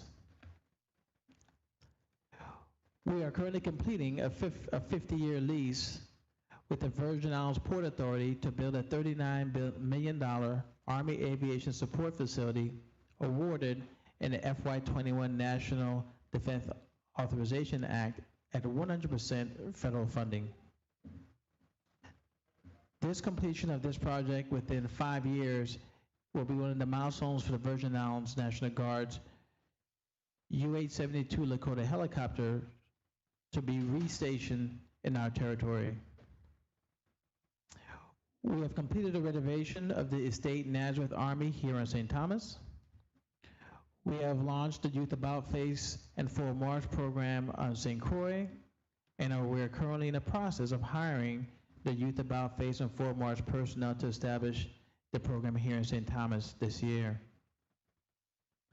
We've implemented additional internal processes to decrease document processing time and efficiencies, reducing purchase order timelines from 30 to 5 days. As we continue to complete facility maintenance repairs and the replacements of our air conditioning system, restrooms, and doors in the Joint Force Headquarters, Lana A. Jackson Armory, Regional Training Institute, Spratt Hall, Hams Bluff, and the industrial park facilities on St. Croix. Before I close, I would like to close out some of the hot button issues faced by the Office of the Adjutant General and its support to the Virgin Islands National Guard I spoke of in my last testimony. Issue number 1, outstanding territory active duty pay for the soldiers and airmen for the 2017 Hurricane Irma and Maria support. The current situation. We are ongoing the processing with FEMA to validate labor reimbursement costs. The Office of the Adjutant General has worked diligently with the Office of Disaster Recovery and by FEMA to secure the funds owed to soldiers and airmen.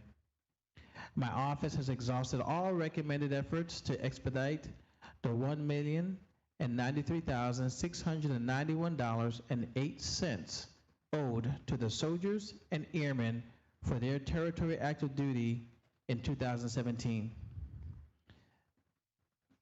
This total sum is to be dispersed amongst 350 service members who would not pay the correct rate based on the Virgin Islands Code. Our solution.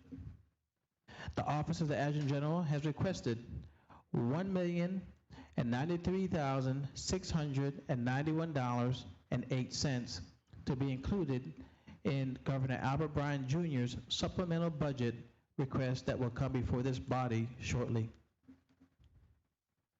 Issue number 2, the Post Exchange Grand Boca building. The situation? The Army and Air Force Exchange Services Post Exchange, or the PX commonly known, store at Grand Boca Building, St. Thomas, has been closed for many years and is unlikely to reopen at the same capacity in the current location. Mismanagement, patron abuse of privileges, limited veteran population with AFES privileges, and profitability led to the closure of this store. A previous effort to reopen an AFES PX was unsuccessful. Recent discussions in 2018 with AFES indicated a willingness to provide only a troop store trailer type facility with uniform items for both soldiers and airmen. Our solution? The facility was transferred back to Department of Property and Procurement and reallocated to a different agency. Our future plans.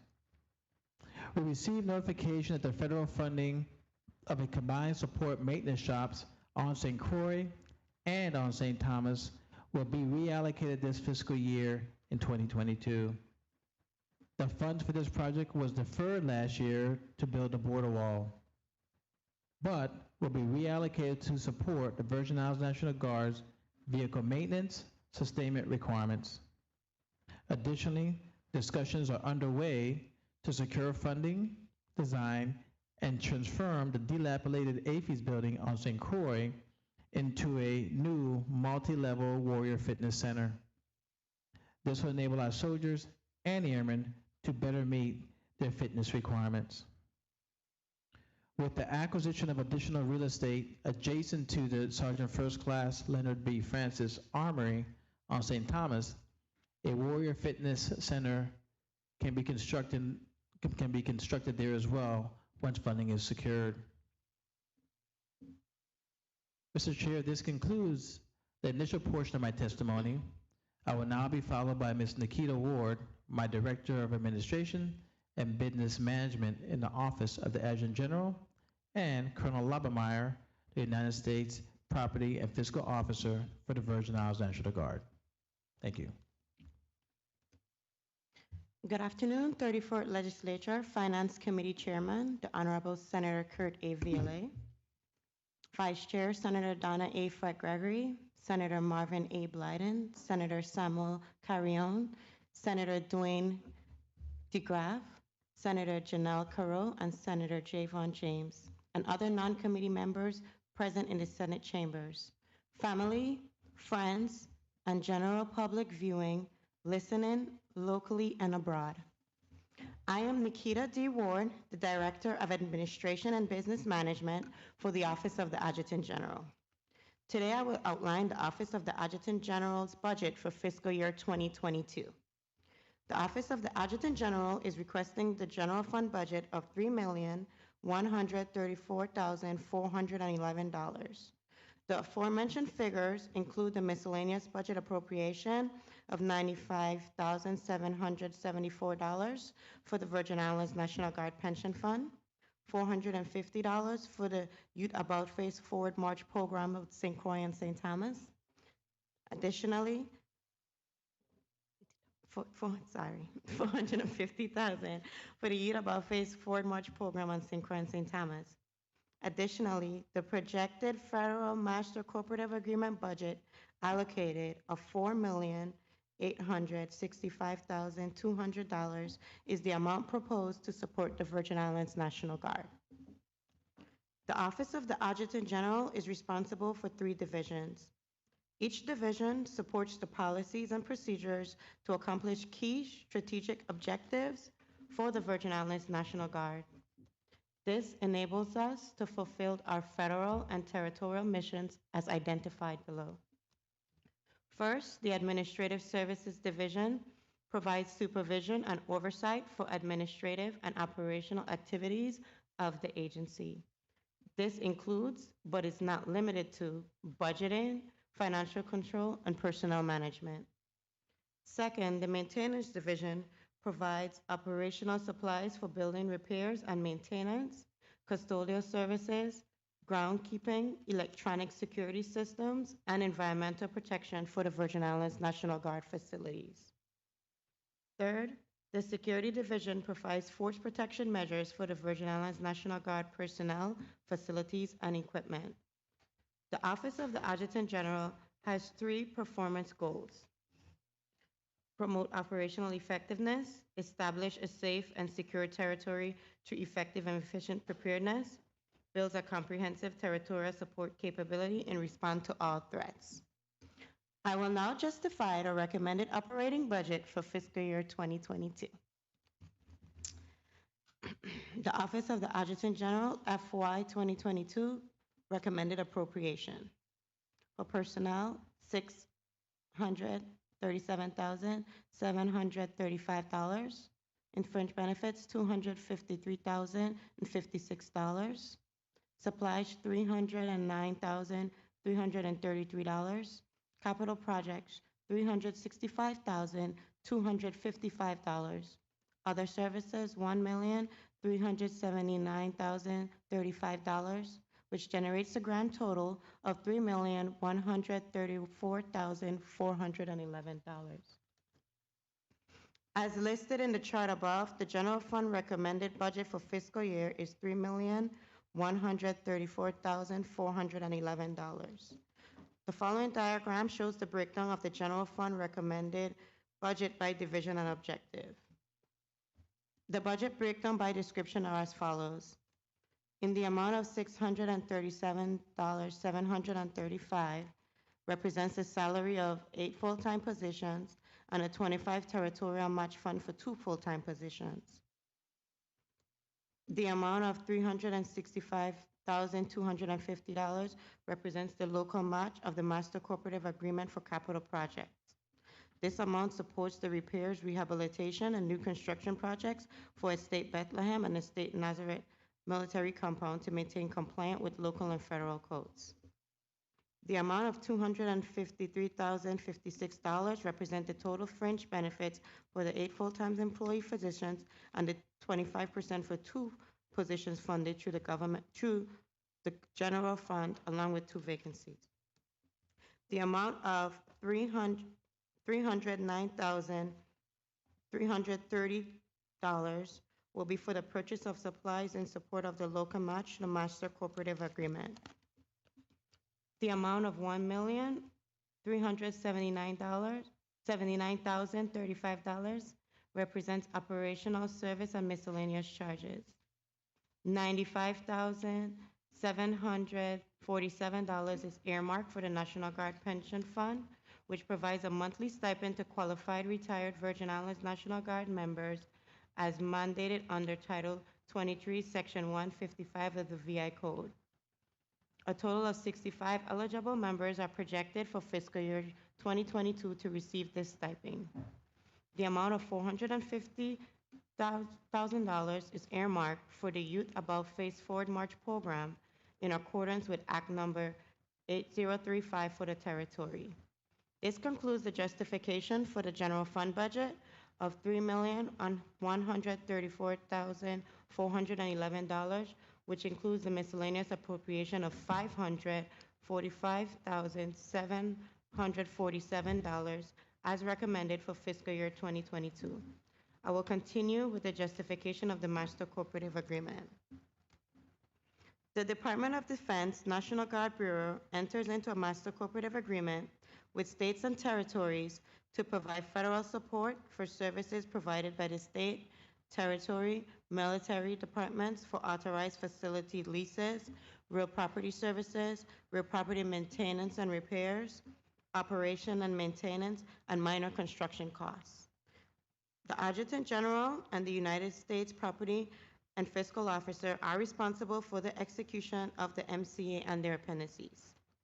OTAT, in conjunction with the United States Property and Fiscal Office, through the Master of Cooperative Agreement, provides services to the territory on behalf of the Virgin Islands National Guard. This agreement is a fully executed contract between the territory and the federal government and is renewed every fiscal year. On an annual basis, the territory receives federal funds as a reimbursement for expenses incurred through the MCA program. The MCA is comprised of 8 program or appendices. Each appendix has its own funding. The Office of the Adjutant General pays for services in advance and gets reimbursed for a certain percentage depending on the program.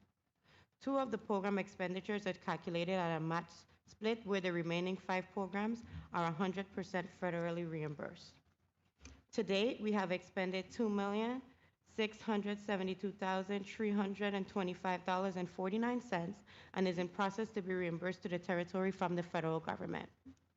The pie chart on page 37 shows the breakdown of the projected federal funds of $4,865,200, which supports the Master Cooperative Agreement for fiscal year 2022.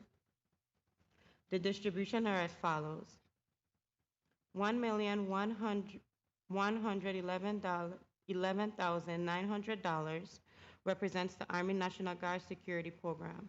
There are presently 70 full-time Army security guards and 3 vacancies. All positions are 100% federally reimbursed.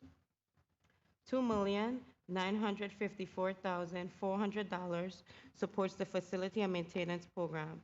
Operational and maintenance expenditures are federally reimbursed at 75% of the general of a general fund local match of 25%. A total of 6 positions are 100% reimbursed and 2 positions are 75% reimbursed. There are presently 8 positions filled and a job announcement for 1 vacancy is in process for re-advertisement. $123,000 is projected to cover the telecommunication program. This amount will be federally reimbursed at 100%. $241,100 represents the projected cost to support the environmental resource program. There are 2 filled full-time positions. All expenditures is federally reimbursed at 100%. $104,500 is projected for the Air National Guard Operating and Maintenance Program. This program requires a 25 generational fund, local match, and a federal contribution of 75 of the total expenditures for supplies, repair, maintenance, electricity, and water charges. $105,000 is for the support of the distance learning program. There's presently 1 filled full-time position. All charges incurred under this program are federally reimbursed at 100%. $199,700 is a projected cost to support the electronic security system program. Presently 1 filled full-time position and all expenditures are federally reimbursed at 100%. $25,600 has been projected, is a projected allocation for the anti-terrorism program. We have presently 1 full-time employee vacant, and expenditures are federally reimbursed. Mr. Chairman, it is of utmost importance to note that the requested general fund match for the Master Cooperative Agreement operating and maintenance costs must be committed in order to receive a federal share. The budget projected presented to you today includes the recommended general fund budget of $3,134,411 in order to receive the federal projection allocation of $4,865,200.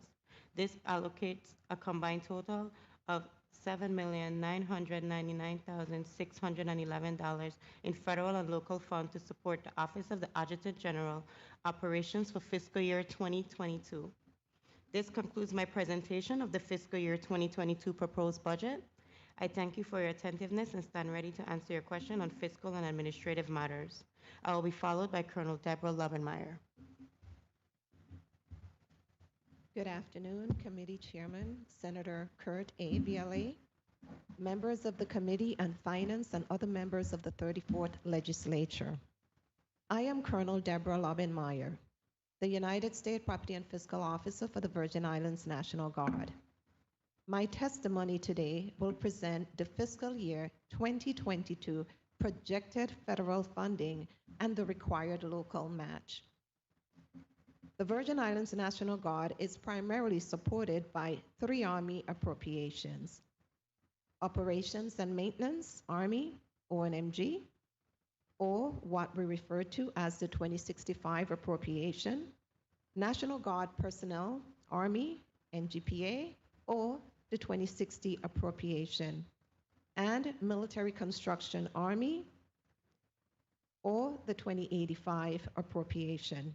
And the Air National Guard, 2 appropriations, Operations and Maintenance, and Air National Guard Personnel. The fiscal year 2022 National Guard budget request supports an end strength of 336,000 soldiers to achieve the Army's priorities of people, readiness, modernization, and the interim national security strategic guidance. The changes in the fiscal year 2022 budget are split between price and program changes.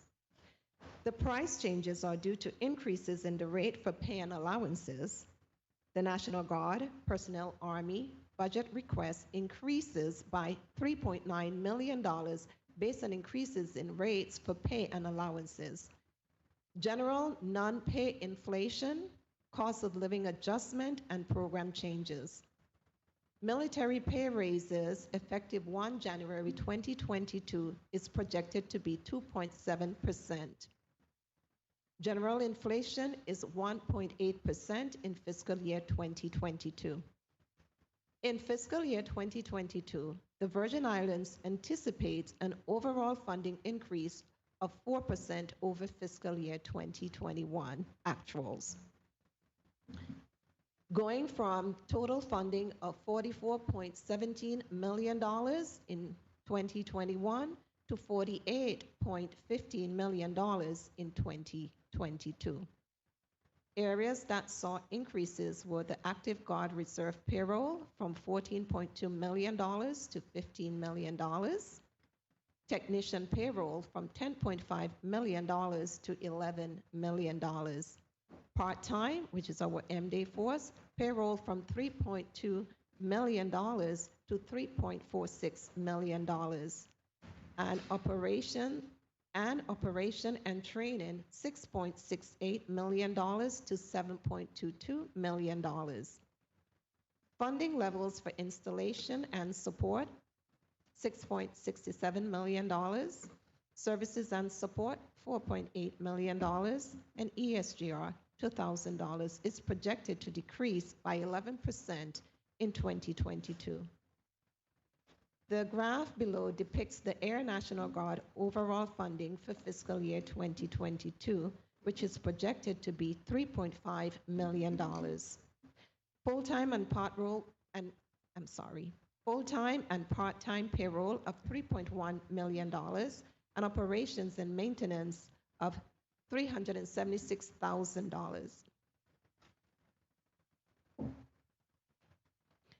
The chart above illustrates the difference between federal and territorial support to the Virgin Islands National Guard over 5 fiscal years.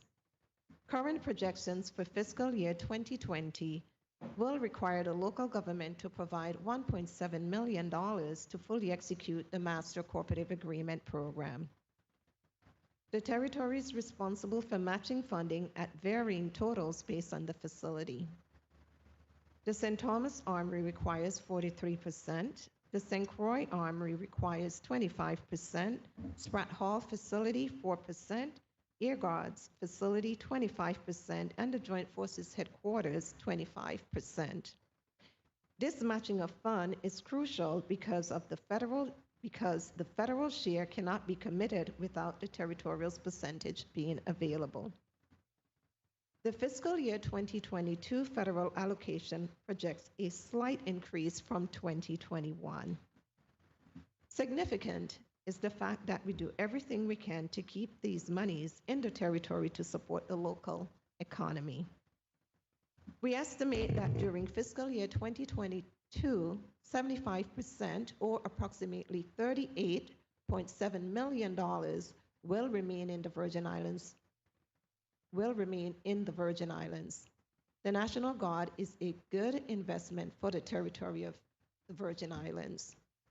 Mr. Chairman, this concludes my testimony. I will be followed by the Adjutant General, Major General Knox Limbacher.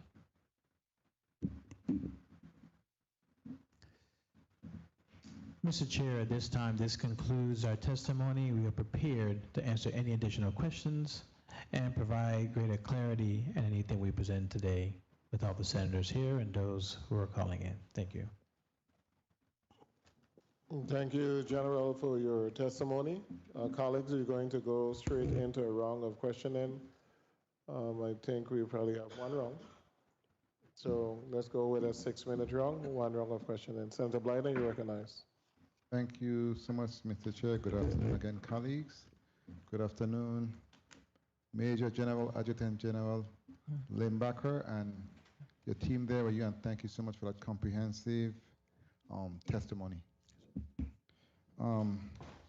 Let me ask, you made a a statement that is so true in terms of the federal funding that's coming to the territory.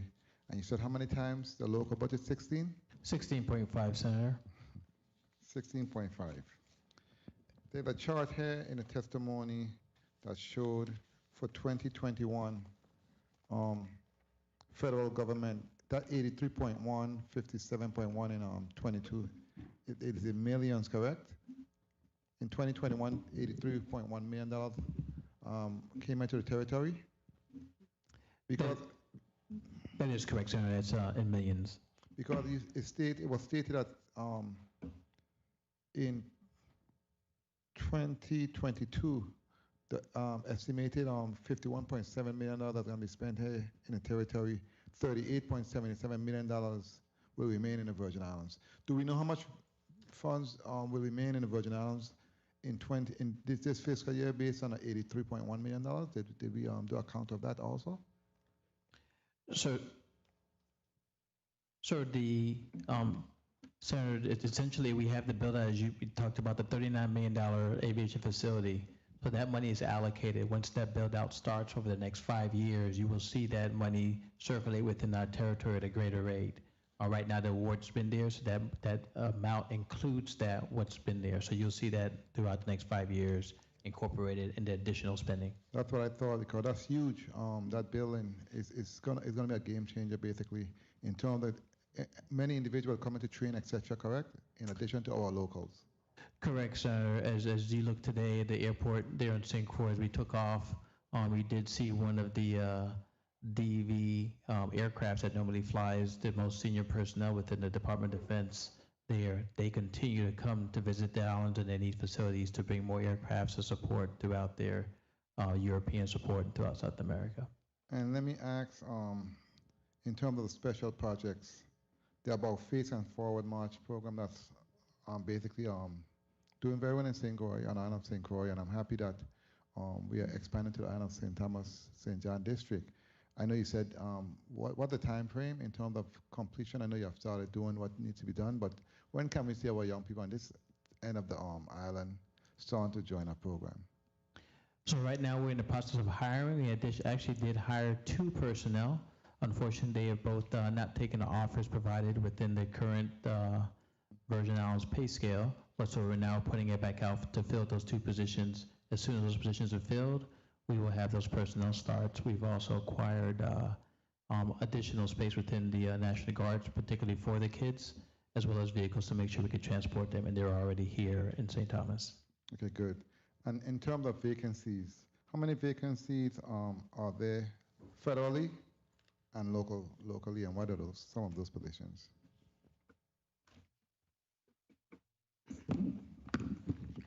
We presently have 5 vacancies that are federal and 1 vacancy that's local.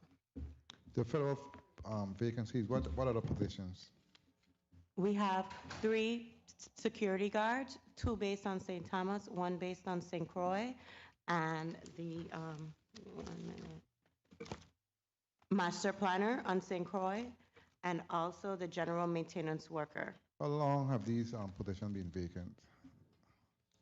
The base maintainer, the security guard position just recently went vacant the security guard position recently went vacant this March. The master planner, we filled the vacancy. However, due to reallocation costs, the intended hiree turned on the position, so we had to re-advertise that position. And with the new pay scale, we had to reconfigure the salary for the general maintenance worker. Along with the 1 local funding position, the employee retired, but we are renaming that position, which is why we have not posted that out just yet. 2 minutes. Okay, and your professional service contracts, are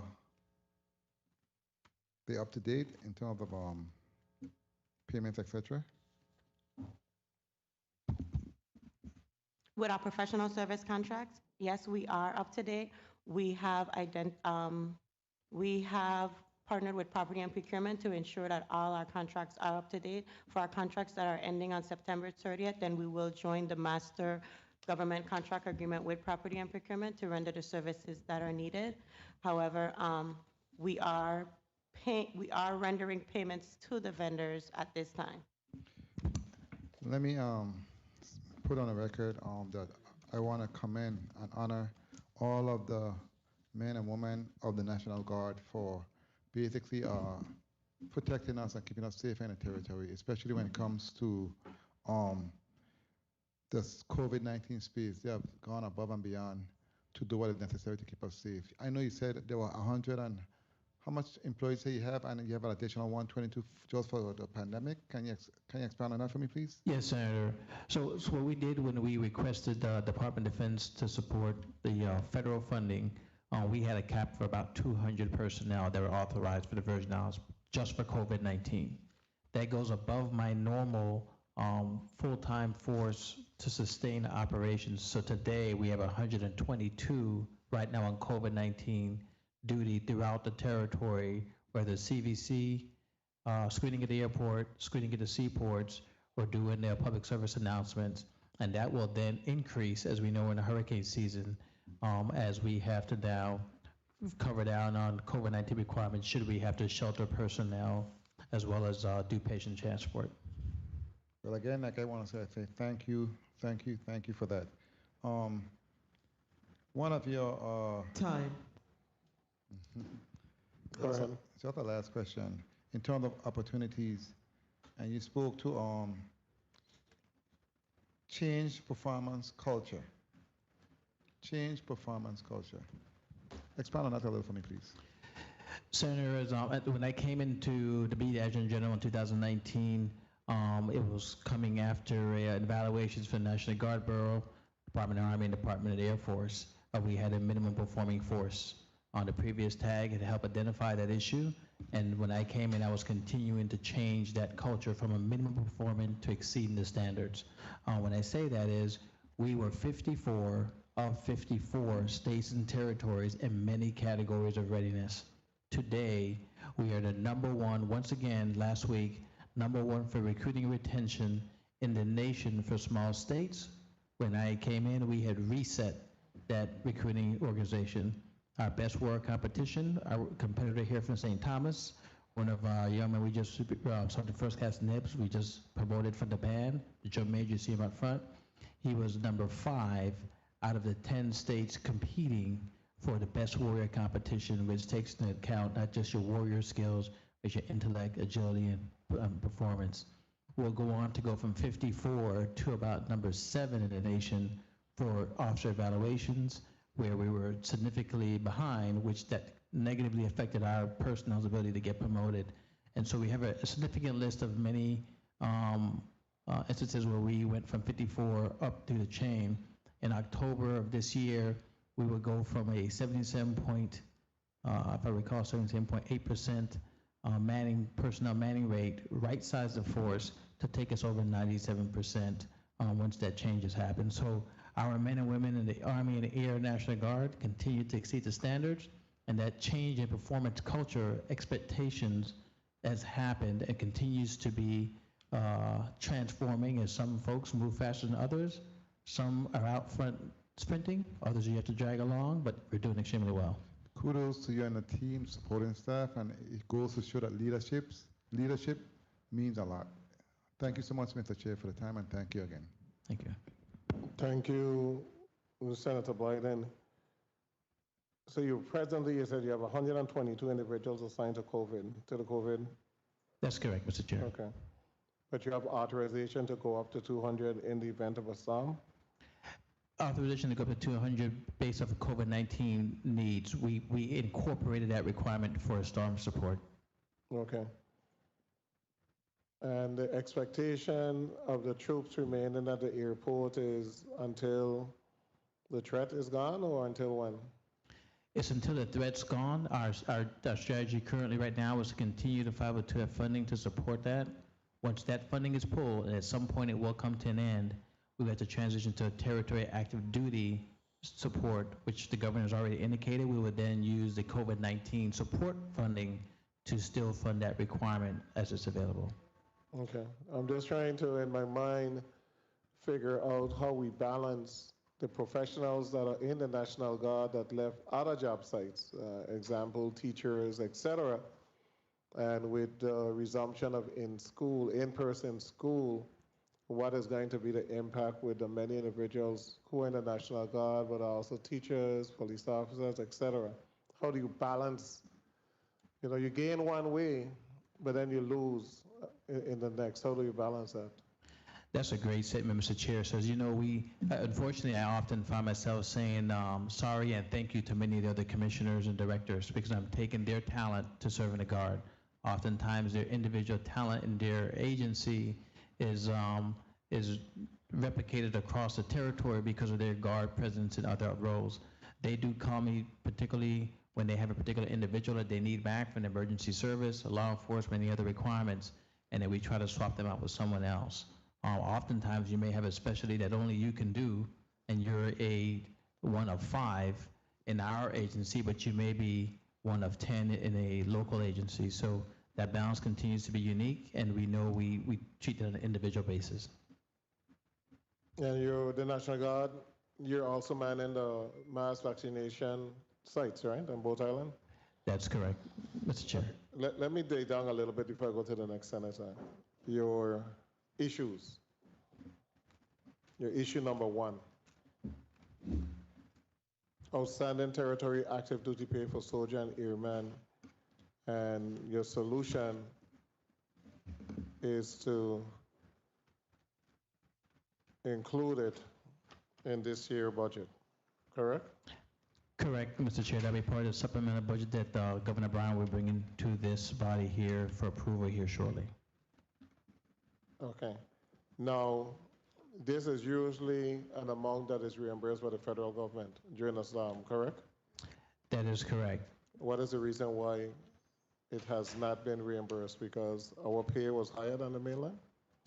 2 reasons. One, I would just, to be candid, it was poor record keeping. So you had certain commanders or certain organizations within the National Guard that were able to account for every person when they served.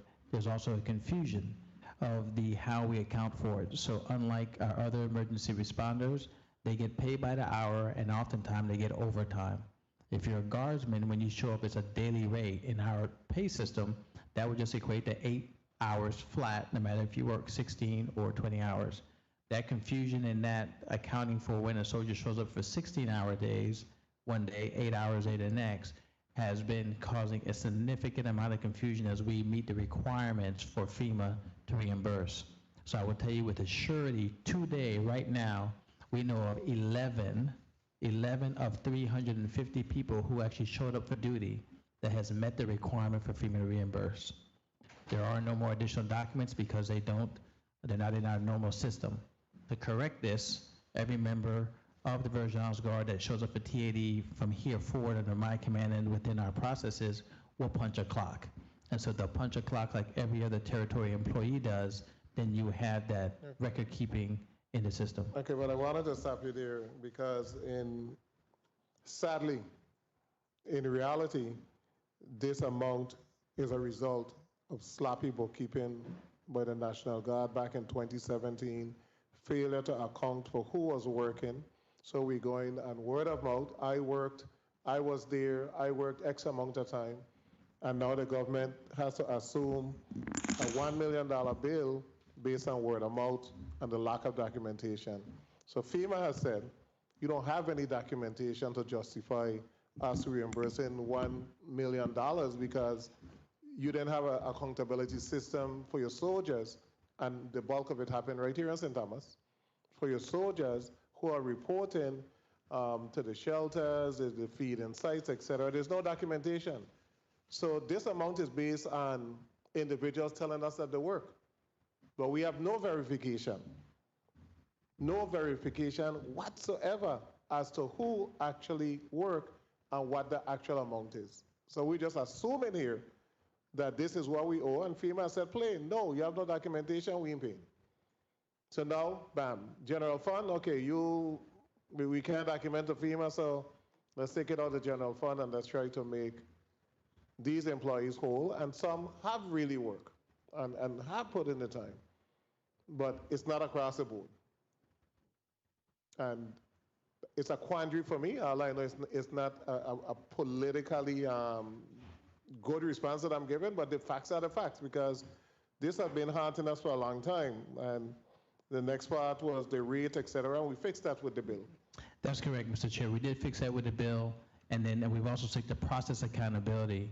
And so unfortunately, it took us a year to get to where we have gotten to say, not just word of mouth, show me a documentation when they showed up, show me when they left. Unfortunately, exactly what you said. There wasn't no hard document. It was sloppy record keeping where we are today.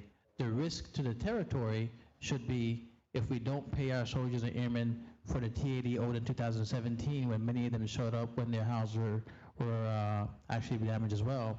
I'm not sure if you can be assured if you transition to a T-80 status today for a hurricane that they will choose to show up.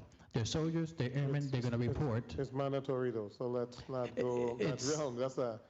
When you put your hand up, that's mandatory. That's a given. Or you could get into some serious issues if you are supposed to show up and you refuse to show up. But that's not the way the military works. Correct, that's correct. However, they can transfer to any state and territory within the 54 territories and guards, which many of them have started doing since 2017. If you look at our numbers, we have not met our recruiting requirement for total end strength because they have transferred. So lack of pay, lack of opportunities within the environment will continue to affect us if we don't actually make sure we can pay for what we can account, and we may be some costs that we actually eat. I think there's some costs that the police department ate too for the $33 million that they had claimed for the hurricane.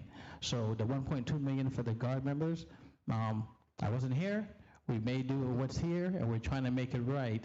But I own it because I'm now the tag, and I'm making sure that we have every documentation, including my signature, saying I have looked people in the eye and said, you may not have accountability, but did you see John, Jane, or Harry show up, and you're putting your career on the line to actually account for the time so we can get the soldiers and airmen paid? Do you presently have accountability measures in place for every single individual that is a part of this COVID task force so that we don't end up with this exact same situation? Can we account for every guardsman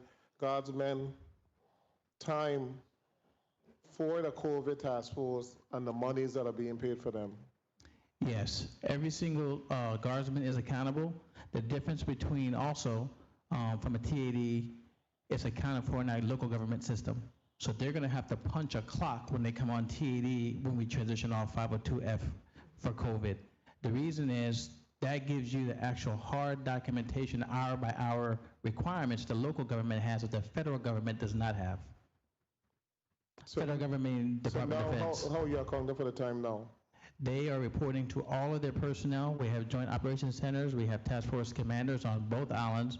And then we have a joint task force commander, Colonel Sally Petty, who ensures that all those commanders account for their personnel. And the days they say they sign in and they come in. Yep, they're counted. Okay, thank you. And I'm going to transition to the federal, Colonel Lobmeyer, because there's a slightly different also for the, okay. I'm sorry.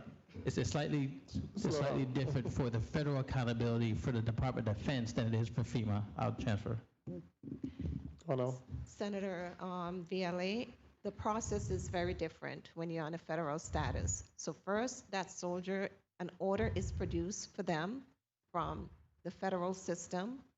The commander does a certification of attendance that that person was in attendance and performed the duties. Those are part of my supporting documents in order to process pay.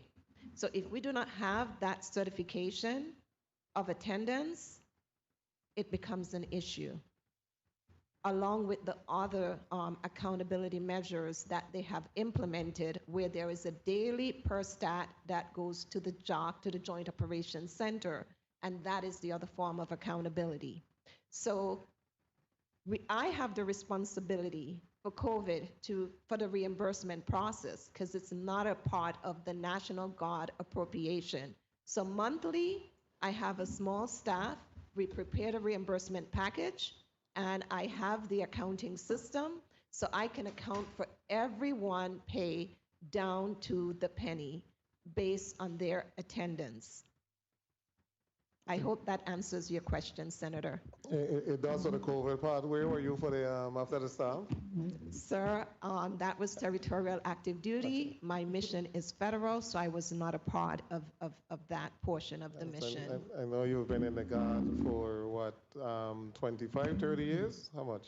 30 plus years, I know it's sir. 30 plus there. I know my brother served with you. Senator DeGraff, you're recognized.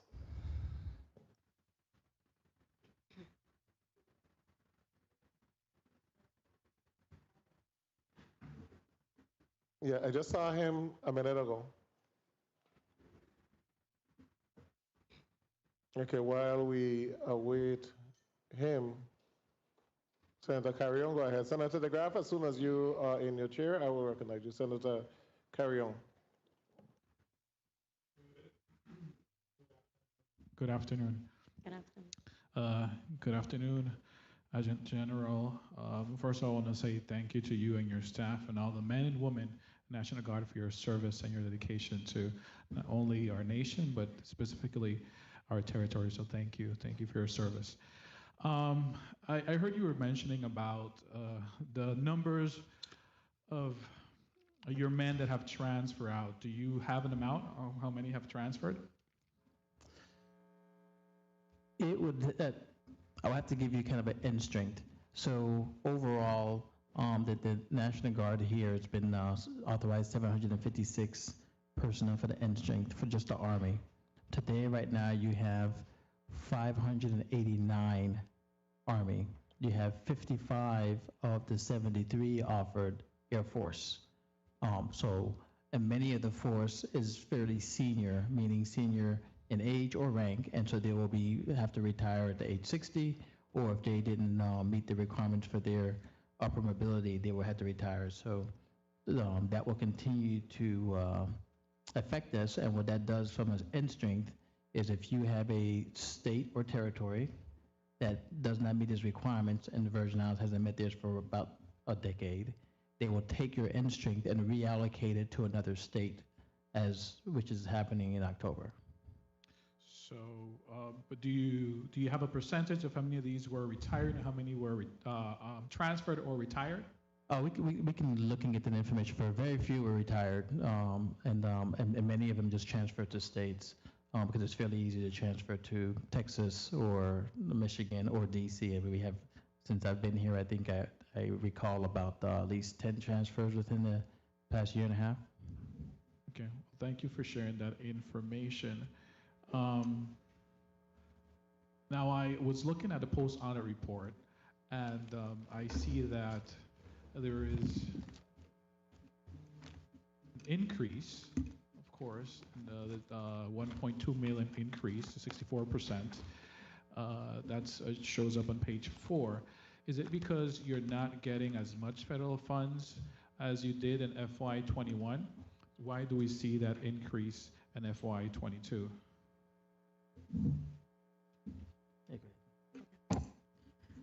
The reason for the increase in FY 2022 is because some of the new federal projects that we have on board, and these projects calculated from a total cost of exceeding of $500,000, and because of the percentage match that the territory has to meet, that was what was used to determine that budget. There's at least 4 projects category for fiscal year 2022 within that price mark.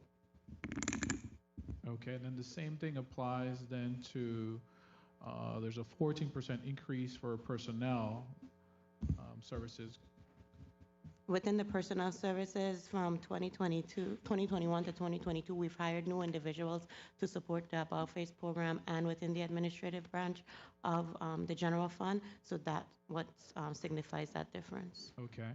Are these also include some new positions that you plan to incorporate? Yes. In FY21, how many positions? 2022, about 4 of them. Those, 3 within the Youth About Face program, and also 1 that we're going to, the chauffeur position that we're gonna revise and at the increase in according to the new pay plan. Got you. So about the Youth About Face office, a program, I should say. What budget you guys have for that program? 2 minutes. That is presently budgeted in the special funds.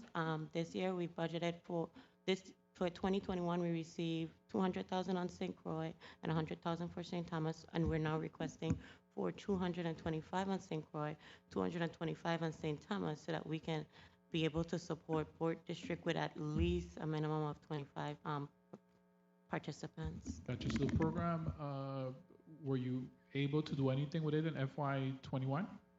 Yes. Okay. Amount of participants? I'm sorry if the question was asked. I was away and I came back. Combined, it's a total of 16. Due to COVID restrictions, we had to limit the amount of participants. 16, you said, right? Yes, combined. Okay. And that's including St. Thomas? Including St. Thomas. Okay. And what you're projecting for FY22? In FY22, we do intend to at least have a minimum of 25 at both districts. Okay, 25 at both district. That's good. Are there plans to increase that in the future? Yes, Senator. To what? The program is tailored to at-risk youth within our territories, so it's all based on the needs of the at-risk youths in our territories. Okay, and so the staff that is dedicated to these programs, how many staff? At this present moment, we have 3 individuals that are dedicated to this program due to the fact that we did have hirees who no longer selected the opportunity. We also have volunteers and participants that do assist in the program. What about your March Forward program? The Forward March program? Yeah. It's all combined within one. It's combined within yes. one? Okay. All right. And how is the Guard doing by to be able to promote and advertise these programs? Time. May I answer, Mr. Chair? Yes, you may. You may proceed. Yeah, so as we continue to promote and advertise, we do use some of our Facebook programs. Also be aware that some of the kids are in the program and you don't want to disclose their identity because some of them are in the programs for different reasons. But we go to the Department of Labor, we go to the Department of Human Service and look at what opportunities we have from kids there throughout the community as well as to the educators. So we've been speaking now with members from the Department of Education to see what identified counselors, what personnel the counselors identified that may benefit from the program. And so, for example, we've had, I think it's 6 of the personnel that came to the program this past year, they had issues with studying and tutoring requirements, and we were able to ensure that all of the personnel who came to the program passed. One student had to go to summer school, and I think he's now good to go to pass. So it's a good program, good mentorship program, and then we do have some of those students who go on to work within our community. A couple of them have jobs within Department of Labor's summer program right now, and some will actually go in the military, which is a plus for our nation overall. That is definitely a plus. So I want to commend you and your team for the work that you're doing with this program, and I would love to see it expanded. And please look into, I understand that now you could use some of the federal dollars that was designed for COVID can now, according to President Biden, can be used now for crime prevention, I think, and crime prevention programs. So I think this would fall perfectly in that line. So I suggest you look into that in order to possibly expand it. Thank you very much. Thank you very much, Mr. Chair, for the vacancy. Thank you so much, Senator Carrion. And I'd like to hear about that program. That was a bill that we fought for. I was one of the sponsors of that bill. So I'm very happy that it's working out and it's now has been extended to the island of St. Croix. You started with a little group this summer, right, St. Thomas? St. Thomas, yes. You have a small group this summer. Small group. I know, but you have something. So Yeah. we can't, it is what it is. Yeah. So the key is that we have started in St. Thomas, and the plan is to be able to expand those numbers as we begin the school year. And the about phase is for one age group, that's like 14 to 18, the way the bill is written. And the forward march is for the older students, like from 18 to 24, it was? 24. Okay. And the idea with that is that we also have a lot of black men that are 18 and above that are on the street. And what better place to send them than to the National Guard? They have a lot of men that are doing well to offer some apprenticeship program and some other skill building and motivation, etc. So continue to push our program, and very good idea, Senator, in reference to the additional funds that can be utilized, and those are federal funds, so we'll be able to even offset the $450,000 from the general fund this year. If we have a mechanism that they can really give you the funding necessary for that, you might be able to buy a vehicle, etc. Because there is a chunk of money for crime prevention, and I know that we did look at YRC, you did look at YRC and individuals from YRC going through that program so that they can hopefully be able to develop a different outlook. So thank you so much. Senator DeGraff, yes, you do. Senator DeGraff, Yes, go ahead. Chair. You recognize. Good afternoon. Thank you, Mr. Chair. Mr. Chair, I did support that bill. Thank you for proposing that about phase 4 March. Excellent. Congratulations on your anniversary, Mr. Vice President. Congratulations on your promotion. Thank you. Thank you, sir. You and your staff, everybody. Good to see you. Good afternoon. How many union employees do you have? What's that? Union employees. Two. Senator, we only have 2 union employees. Okay, so and they're up to date with their wage increases and everything? That's correct. They're in the system. Are your security guards unionized employees? No, Senator, but they are all up to date. All of my non-union and my union personnel have all been up to date with their pay scales. Okay, good.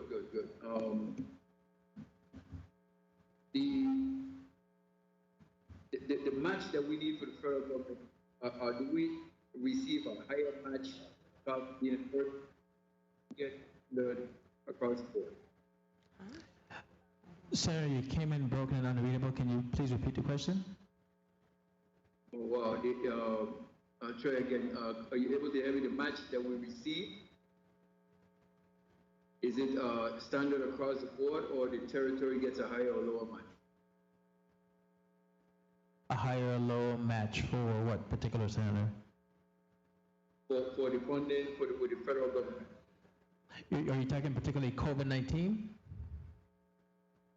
Well, any federal funds that we have to match with local funds, are we receiving a higher match? No, it's not a higher match. It's a standard match. So either it's going to be a 25% match or 50% match that we normally have to require, and then any unique match that's determined by the project or requirement that set forth, Senator. Okay, the 95,747 for the pension fund. How much has been expended?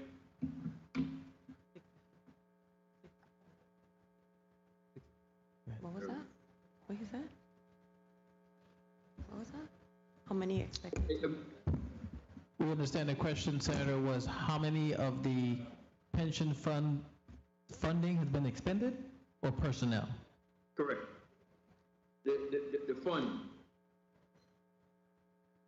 How many expended for 2022? Yeah.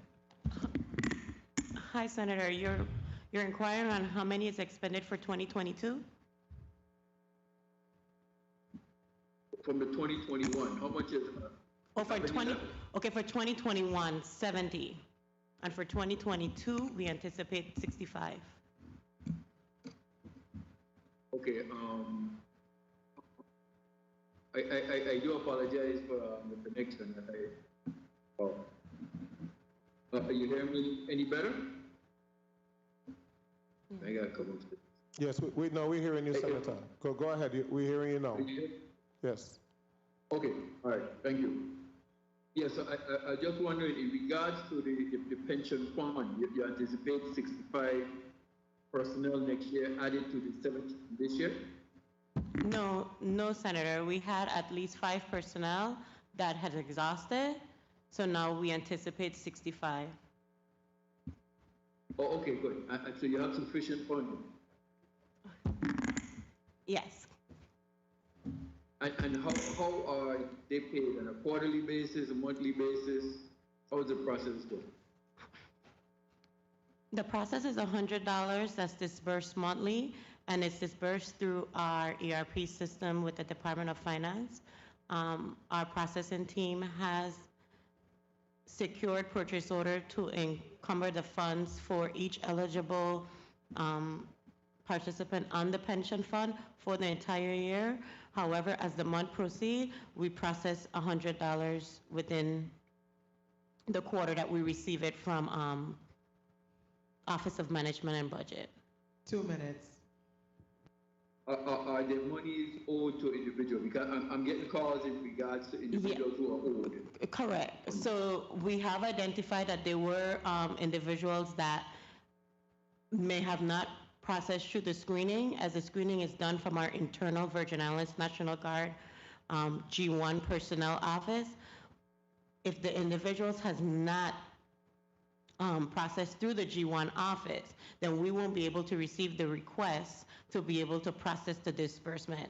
So we have identified that, and there are some individuals that are appearing also, and we do have funding to rectify that, whereas all those that were identified that did not receive any funding should definitely receive funding before the September 30th, 2021 budget ends. Okay, thank you for that. Before I wrap up, General, on the ponderance of evidence, more likely than not, to me, how I believe in the military, is our standards are too heavy for us not to be able to pay those hurricane time. It means somebody have to do the job, things won't done, it's so be it. But the soldiers will go to work. I can't fault no one else can. You have to bite that bullet for that particular service to the team. Thank you for that. Thank you for the time. And thank you, Senator. I wholeheartedly agree with that assessment as well. Okay, you're already doing your justification for the supplemental budget. Yes, Mr. Chair. But I know as a veteran in the armed forces, accountability is always a key word, and the armed forces is known for accountability. And this supplemental budget is a lack of accountability. So how much are we eating? 75, 25%, 40%? Senator, I think Mr. Chair, I think my biggest concern is you will have soldiers at the lowest levels paying the price for the lack of leadership and accountability of the leaders above them. And so if it's the 100% of what's owed to them for supporting, I think we need to be prepared to pay that because they provided the service. The accountability figure was actually their leaders' lack of leadership that were over them. Okay, Senator Potter, you recognize. Thank you very much, Mr. Chair. Good afternoon, colleagues, and special good afternoon to Major General Knox Limbacher and your team. Congratulations to you, Major General Limbacher, on your promotion by the governor. And I'd like to thank you and the men and women of the Virgin Islands National Guard for the services that you render to this territory and to our nation. But I have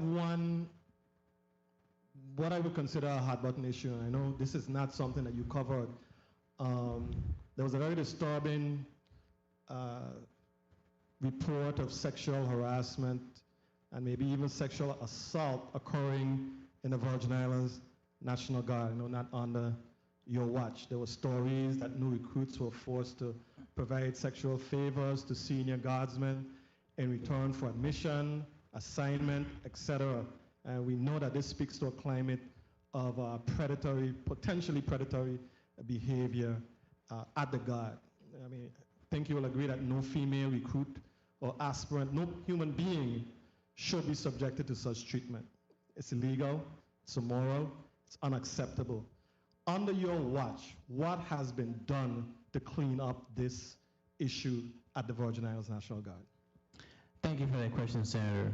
So very clearly, just to give you a little context, I was sent by the Pentagon on a special assignment to help clean up that issue as a senior Army advisor to then the TAG General Deborah Howell. So as I came in, we did the assessment, we did the investigation, and we looked for those who we can have substantiating information that we can actually put people in handcuffs.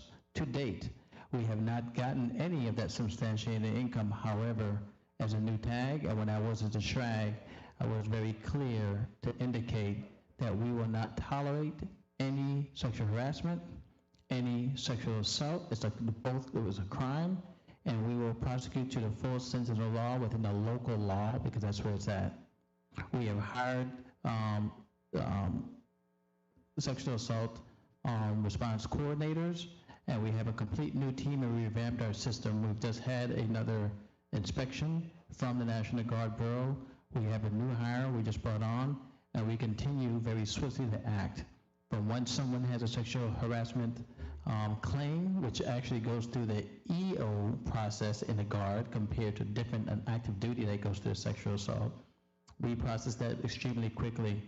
We have that person go to the victim advocates. They have the ability to actually make their statements.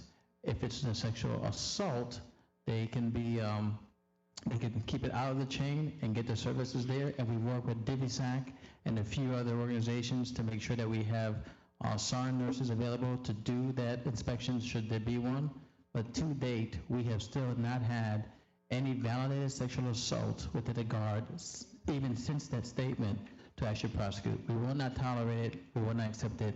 We will come out and we will prosecute you to the fullest of the law.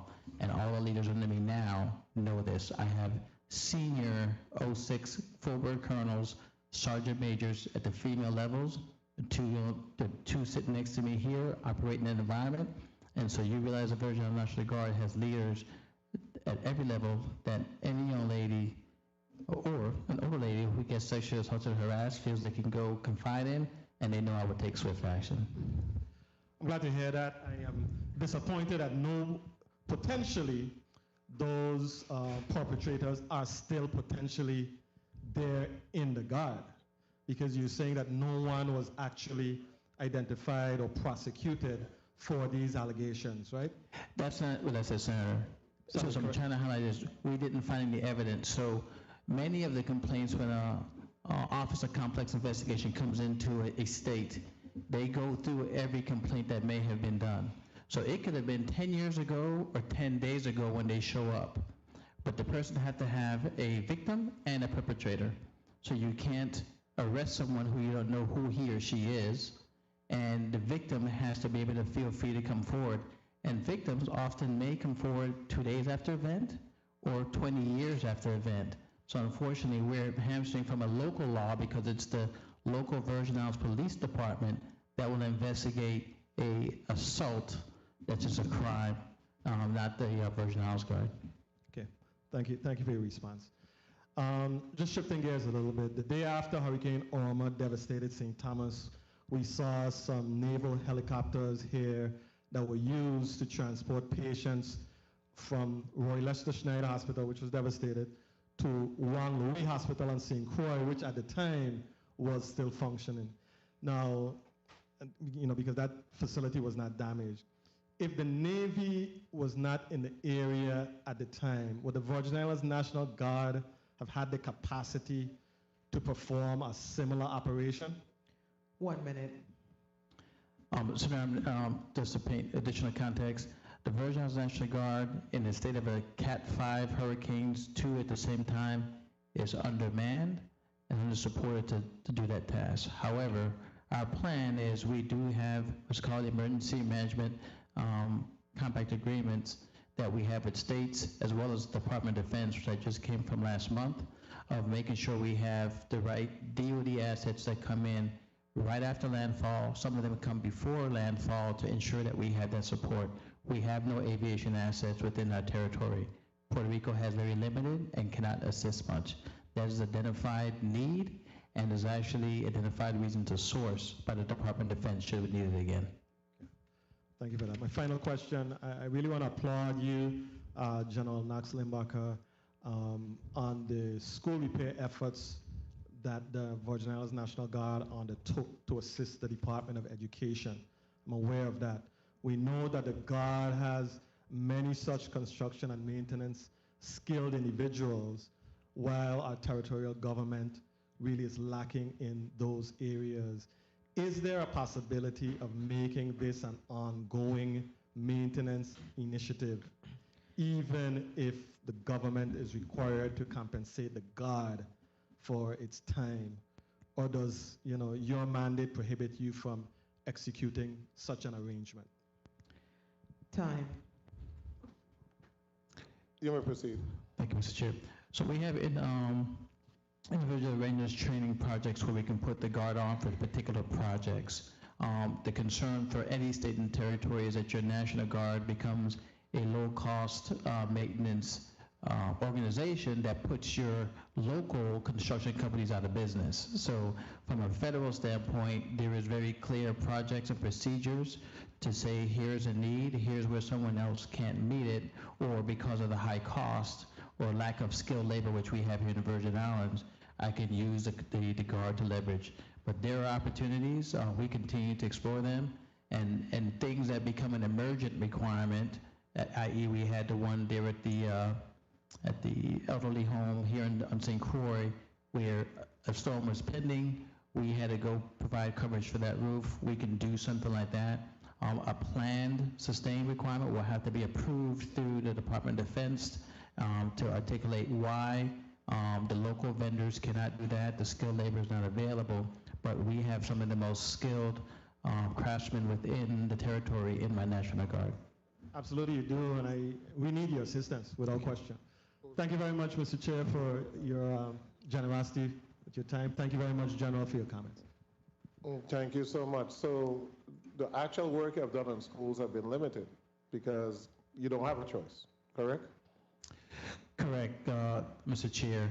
We would love to completely do lots of work within the education system, but it's a process, and it's a lengthy, slow process. So if it's an emergent requirement, we can come and provide assistance when there's emergent, but if it's planned sustainment, that has to be approved at more senior levels than me. Thank you so much. Senator Fred Gregory, you're recognized. Thank you, Mr. Chair, and good afternoon to the General Madam President. Your team. Very quickly, you spoke about the post-exchange at the Granboco building and the fact that it's no longer there due to obvious reasons. But you noted that it's transferred back. Is it currently at the Department of Property and Procurement? That's the last indication we're given. And that's in St. Thomas? Yes, Senator. And is it working? Would you know? No, my understanding was they were doing a cleanup first, and then they were going to reallocate it to some other agency. So that's not something that you are. Correct. Okay. And is there one on St. Croix? No, Senator. So are we advocating for one to be in the St. Croix district? What's that, a PX? Senator? Yes, a PX, yes. We've already, in 2018, we had readdressed AFIs across the territory, St. Thomas and St. Croix. And the answer that was given is that it wasn't profitable, there was mismanagement, and they would provide a troop store, which provides very little support to our soldiers and airmen. Okay, thank you for your response. Are you on target to expend your $1.9 million that was appropriated in FY 2021? Yes, Senator. You are? Okay, good. So I need to understand your increase of 1.2 million in the FY 2022 recommendation. So your matching requirements changed?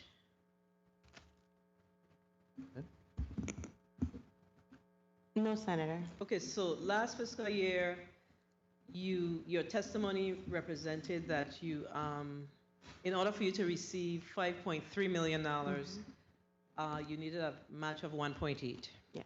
This fiscal year, you indicated that in order to receive 4.8, which is let's say 5 million, around the same amount. You're asking for 3.1.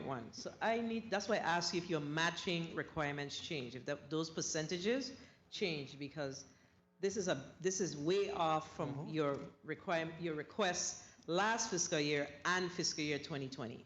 So please clear that up for me. I need to understand what's the difference in that request. So for fiscal year 2022, we have more projects than what we had budgeted for fiscal year 2021. Although the matching still remained the same, the different projects are for pretty much the same matching categories that we now have in 2022, opposed to what we had in 2021. I think we do have an increase of at least 5 more projects projected for 2022 than we did in 2021. So are you saying that the matching requirements for your operating expenses is different from the matching requirements for your capital projects? Your capital expenses, that's what you're saying? No, what I'm saying is that we have more, well, it have to be because the dollar amount is lower. It's lower, yeah. The dollar amount for the operating expense, well, the capital is lower than the operating expenses. However, a lot of our projects that we do have are more repair and maintenance. I understand, but the allocation that you're looking to receive from the federal government in this fiscal year is 4.9 million. Just say 4.9 million, right? Is that accurate? Yes. And the allocation that you were looking to receive last fiscal year was 5.3 million. But last fiscal year you asked for 1.8. This fiscal year you're asking for 3.1. That's why I ask you, usually you have a matching percentage. 20%, 90%, what is the percentage? What is the difference between the matching requirements? That you are able to ask for a significantly lower matching request in FY20. I don't have the other years in front of me, but I do have FY20, FY21, and now this year, your request is doubled, actually. Okay, so Senator, if I may, actually our projections for FY22 is it's approximately $6.2 million.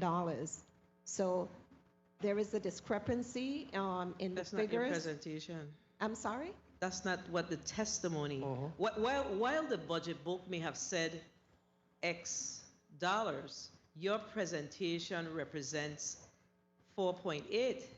So what's presented to us is basically tied to the budget, but you are saying that your matching requirement is the combined total is 7.9. The combined with the local match and the federal is 7.9. But the federal allocation is 4.8. 1 minute.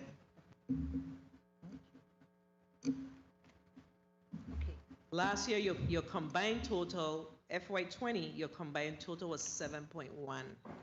So, Senator, what I'm attempting to say is that the projection on the Office of the Adjutant General side of the House of the federal funding to come into the territory for FY22, we have a discrepancy. My projection is slightly higher than what they are reporting in their FY22 budget. So that's the reason why she accounted for a higher increase in terms of matching those projected funds we have. So one thing that we also need to understand, so National Guard Bureau at times would provide us with increase in funding if the territory can provide the matching funds based on projects that they may have.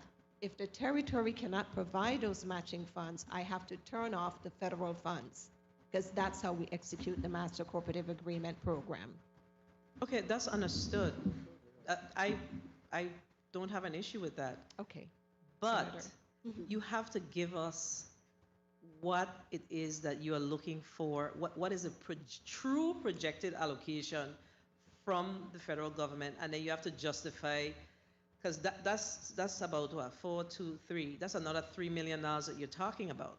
That could justify you asking for another 3 million, so that's 3 and 3, or another 4 million and 3, you can justify it that way. But your presentation that you gave us today does not allow us to accommodate your requests, because we have to clearly see the path.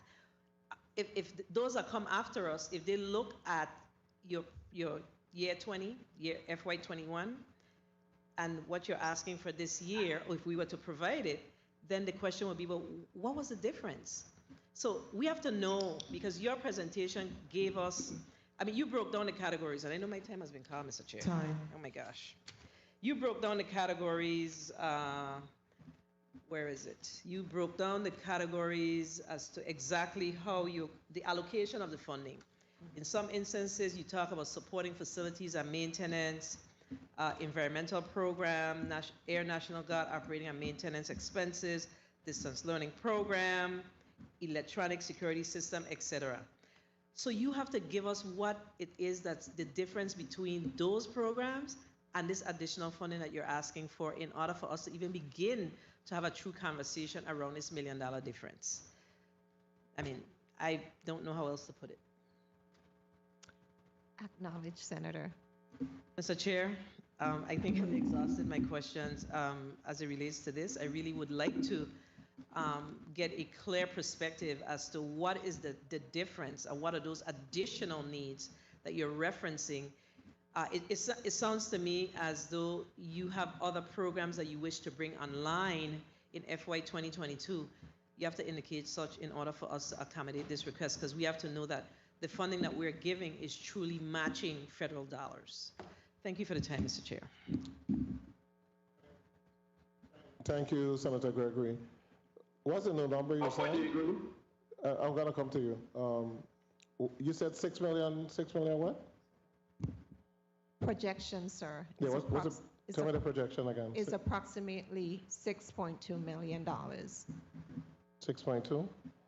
Yes, sir. That's what we would be accounting for in FY22 for the various programs that is supported through the Master Cooperative Agreement program. Okay, but I think the issue that we have, if you do it as a ratio or percentage, and you look at 21, fiscal year 21, which we have in front of us, we have the presentation, the budget presentation testimony. It was 1,813,127 versus federal allocation 5,316,512. So when you work out a percentage, that's 34%. The local was 34%. If you do 3,134,411 versus 6,200,000, that's 50%. So the match is now 50. What we're trying to ask is a match a percentage of what you're going to be allocated by the federal government? Because it was 34% last fiscal year. Why has it risen to 50% this year? Okay, Senator Viale, I'm not sure that I understand your question correctly. Okay. Let's take a 1-minute recess.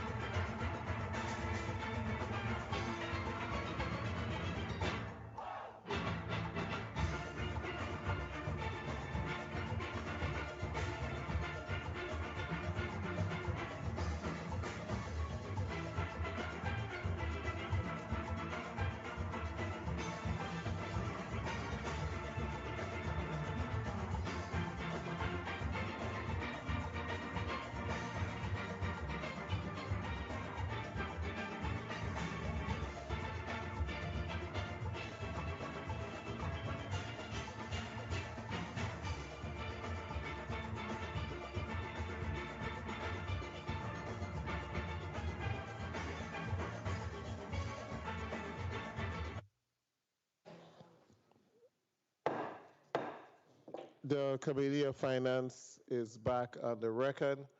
In reference to the concerns that we had with the match, I want you to put a clearer statement on the record so that the public could know exactly the reason or the justification for the higher amount.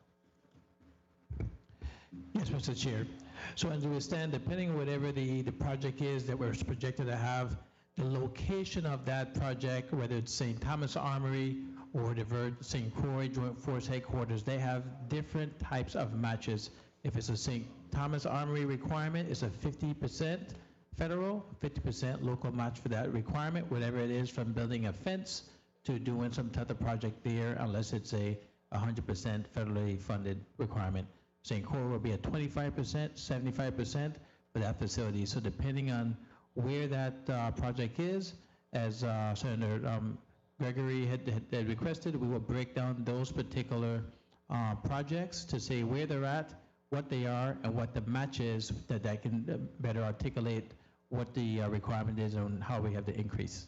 Okay, so we have asked for the National Guard to submit to us a list of those projects, the amount for the project, and what is the federal match. And we're also requesting that we have a discussion in reference to the 6.2 versus the 4.8. And if it's the 6.2, then it needs to reflect that, because that means that the match more than likely will increase, because it doesn't include $1.4 million for the 6.2 number. It was 4.8. So that 1.4 definitely has some type of match also. So we need to be clear as to what that amount is. So break it out, and then we will be able to proceed in making sure that we provide a match so that we can have those projects take place. Senator Carla Joseph. Point of inquiry, Senator DeGraff. Yes, thank you, Mr. Chair. So you were able to clear up regarding the question that I asked, if we had higher matches in the territory based on what it is, the information you just put out, because what the previous senator was speaking of, that's what I was asking about. So we're able to clear that up now? Yes. Okay, good. Thank you for the time, Mr. And they're going to, Senator DeGraff, they're going to provide us an itemized list of the projects along with the cost and the percentage match, so that we can be able to clearly see how they came up with that cumulative figure. Senator Joseph. Okay, good. And thank you so much, Mr. Chairman. A pleasant good afternoon, Master Sergeant, Major General Knox Limbacher. Linebacker. I want to first of all commend you and your team for your presentation. Specifically, I want to give you high kudos for finalizing all of the renovation at the Nazareth Armory. Kudos to you, especially because I sit on the Committee for Disaster Recovery and Infrastructure, and we go through a long line of questioning with various agencies and departments, and sometimes we are concerned, for lack of a better word, and that may be an understatement, that we aren't seeing a lot of completed projects. So definitely that struck out to me, that you have in fact completed the repairs for that facility. I may have missed it in your report, which was very detailed, but kindly indicate to us what was the total cost for the repair of that facility, if you have it with you. Yeah, yes, Senator, it's a great question. It's about $12 million approximately for that facility repair. And in line, I would say we had two, Master Sergeant Tutine and Sergeant First Class Narcisse, that we had employed with Colonel Petty to make sure they kept on target. So I just want to say thank you for those two to making sure that project got finished. I'm familiar with Colonel Petty. I know she is very much that very focused person and to get things done at the tail end. Now I'm going to switch into management of federal funds and course, you have a sizable amount of money that comes in to support our National Guard from the Department of Defense. Is that department your cognizant agency? Yes. Yes, Senator. Okay, all right, just making sure that I'm on line and on target. So in doing that, you have, I know typically there are audits that are being performed. Tell us, are you up to date with your audits, your A133 or single audit? So, Senator Joseph, if I may clarify, yes, there is the single A1 33 audit, and that is done typically to the Office of the Adjutant General. There's only one program that meet the threshold for that audit, which is the facilities program. And I think the last audit that was done was in 2019, as none was done in 2020, and I figured that was due to COVID. Okay, so are you, I'm sorry to interrupt you. So you are expected to do an audit for the 2020 or not, because you haven't met your threshold as far as the funding? Okay, so the clarification is my office do not do that audit. That's an external audit agency that comes in and audit them, and when they render the report, I get a copy of the report since I'm the federal agent that provides the funds to the territory. I understand the process. Yes. But my question is, has that been done, that external entity that comes in and do your audits? And what is the last year you've had them? 2019 is what I'm tracking. However, my office, the Internal Review Division, that is headed up by the Supervisory Auditor, Ms. Miller, we are required by law to conduct audit on the various appendices under the Master Cooperative Agreement Program every 3 years. Okay. And we are on target with those audits. Okay, that's the answer I was looking for, because I know typically when you're using sizable monies and you have all of these money streams that are coming in, so that you can assure that your fiscal controls are in place and to be accountable not only to the local government but also to your federal funders. And then there's that other level of auditing that comes from the Office of the Inspector General, who does audits of various agencies. So I just wanted to assure that you were on target with your audits. Now, I wanted to ask a question relative to the cost shares. The cost sharing, you mentioned that you have some cost shares, and I was a bit curious in one of the programs, and this question is to Ms. Ward. On page 36, you mentioned the $25,600 to pay that employee. I was wondering if there's any local cost share with that, even though it's federally funded at 100%.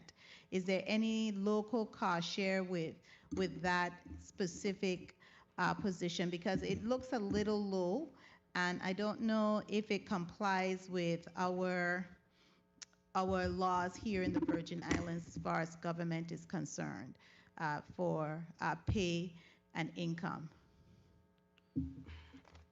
Thank you, Senator.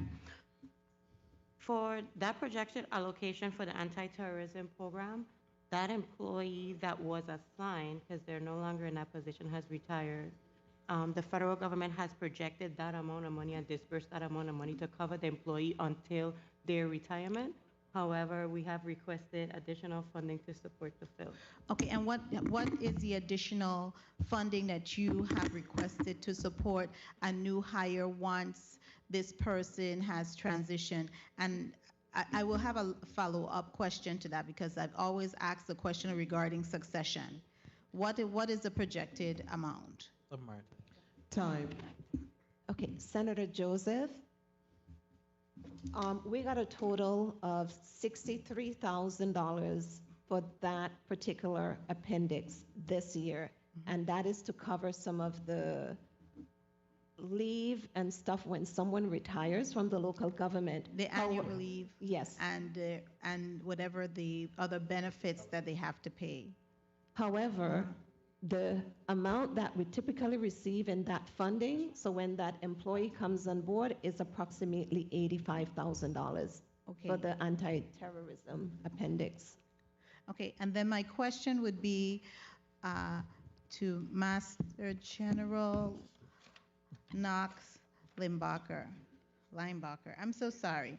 Limbacher, Major General, do you have in place, because we're just talking about one of your employees retiring, do you have in place any level of succession planning? Because that person is leaving, I don't know if you have someone who is career shadowing that individual who works on this anti-terrorism program, which is a critical program that we have in the Virgin Islands. I don't know if they had yet designated what happened during the swearing-in ceremony of our now president as a terrorism act, an act of terror, but it can be seen as that insurrection. So this is a critical program that you have. Do you have anyone who you have the personnel who is retiring, career shadowing him or her?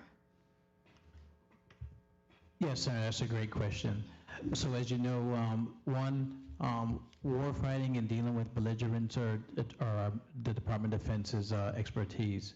And so we do have what they call active duty operational support, ADOS, and we're able to leverage multiple personnel who are actually trained in that requirement. They will then put that announcement out to compete, and the best man or woman will be selected to fill that job permanently. Good. Thank you so much, Mr. Chairman. My time has been called. I don't have any other pressing questions, and I won't further abuse my time. Thank you kindly. Thank you, Senator Joseph. Colleagues, I think we have exhausted all questions. I don't know if any, I'm seeing the shakes. I think we have exhausted questions for the Virgin Islands National Guard. We're going to, again, request that you just send in the justification for the numbers. I want to thank you for your testimony and thank your staff for also providing information to this body. I'm happy that we are extending the About Face program to the island of St. Thomas. We already have it in St. Croix. And I want to thank all the individuals who serve in the armed forces and continue to serve the Virgin Islands and the United States of America. I'll give you an opportunity to put a closing statement on the record. Thank you, Mr. Chair. I'd like to thank yourself and the rest of the senators here for the Committee on Finance for the opportunity to actually discuss our budget and provide greater detail to you in the future to make sure that we can get the funding to support a ready, relevant, and responsive joint force to the territory of the Virgin Islands and to our nation when time to call to war. I'd like to particularly thank the Office of Adjutant General Staff, the U.S. PFO, as well as the rest of the men and women in the Army and Air National Guard of the Virgin Islands for all the support they do day in and day out to support our territory. As we continue to look at the requirements for COVID-19, warfighting requirements, and as we all know, the hurricane season here will continue to be the best stewards of the government's money to provide the best force once the governor calls to support the requirements of our territory and be postured for when the president calls to support our nation. Thank you very much. Once again, thank you for your testimony, colleagues. Thank you for being here today. Media, Central staff, and my staff, thank you for your service every day. The Committee of Finance is hereby adjourned.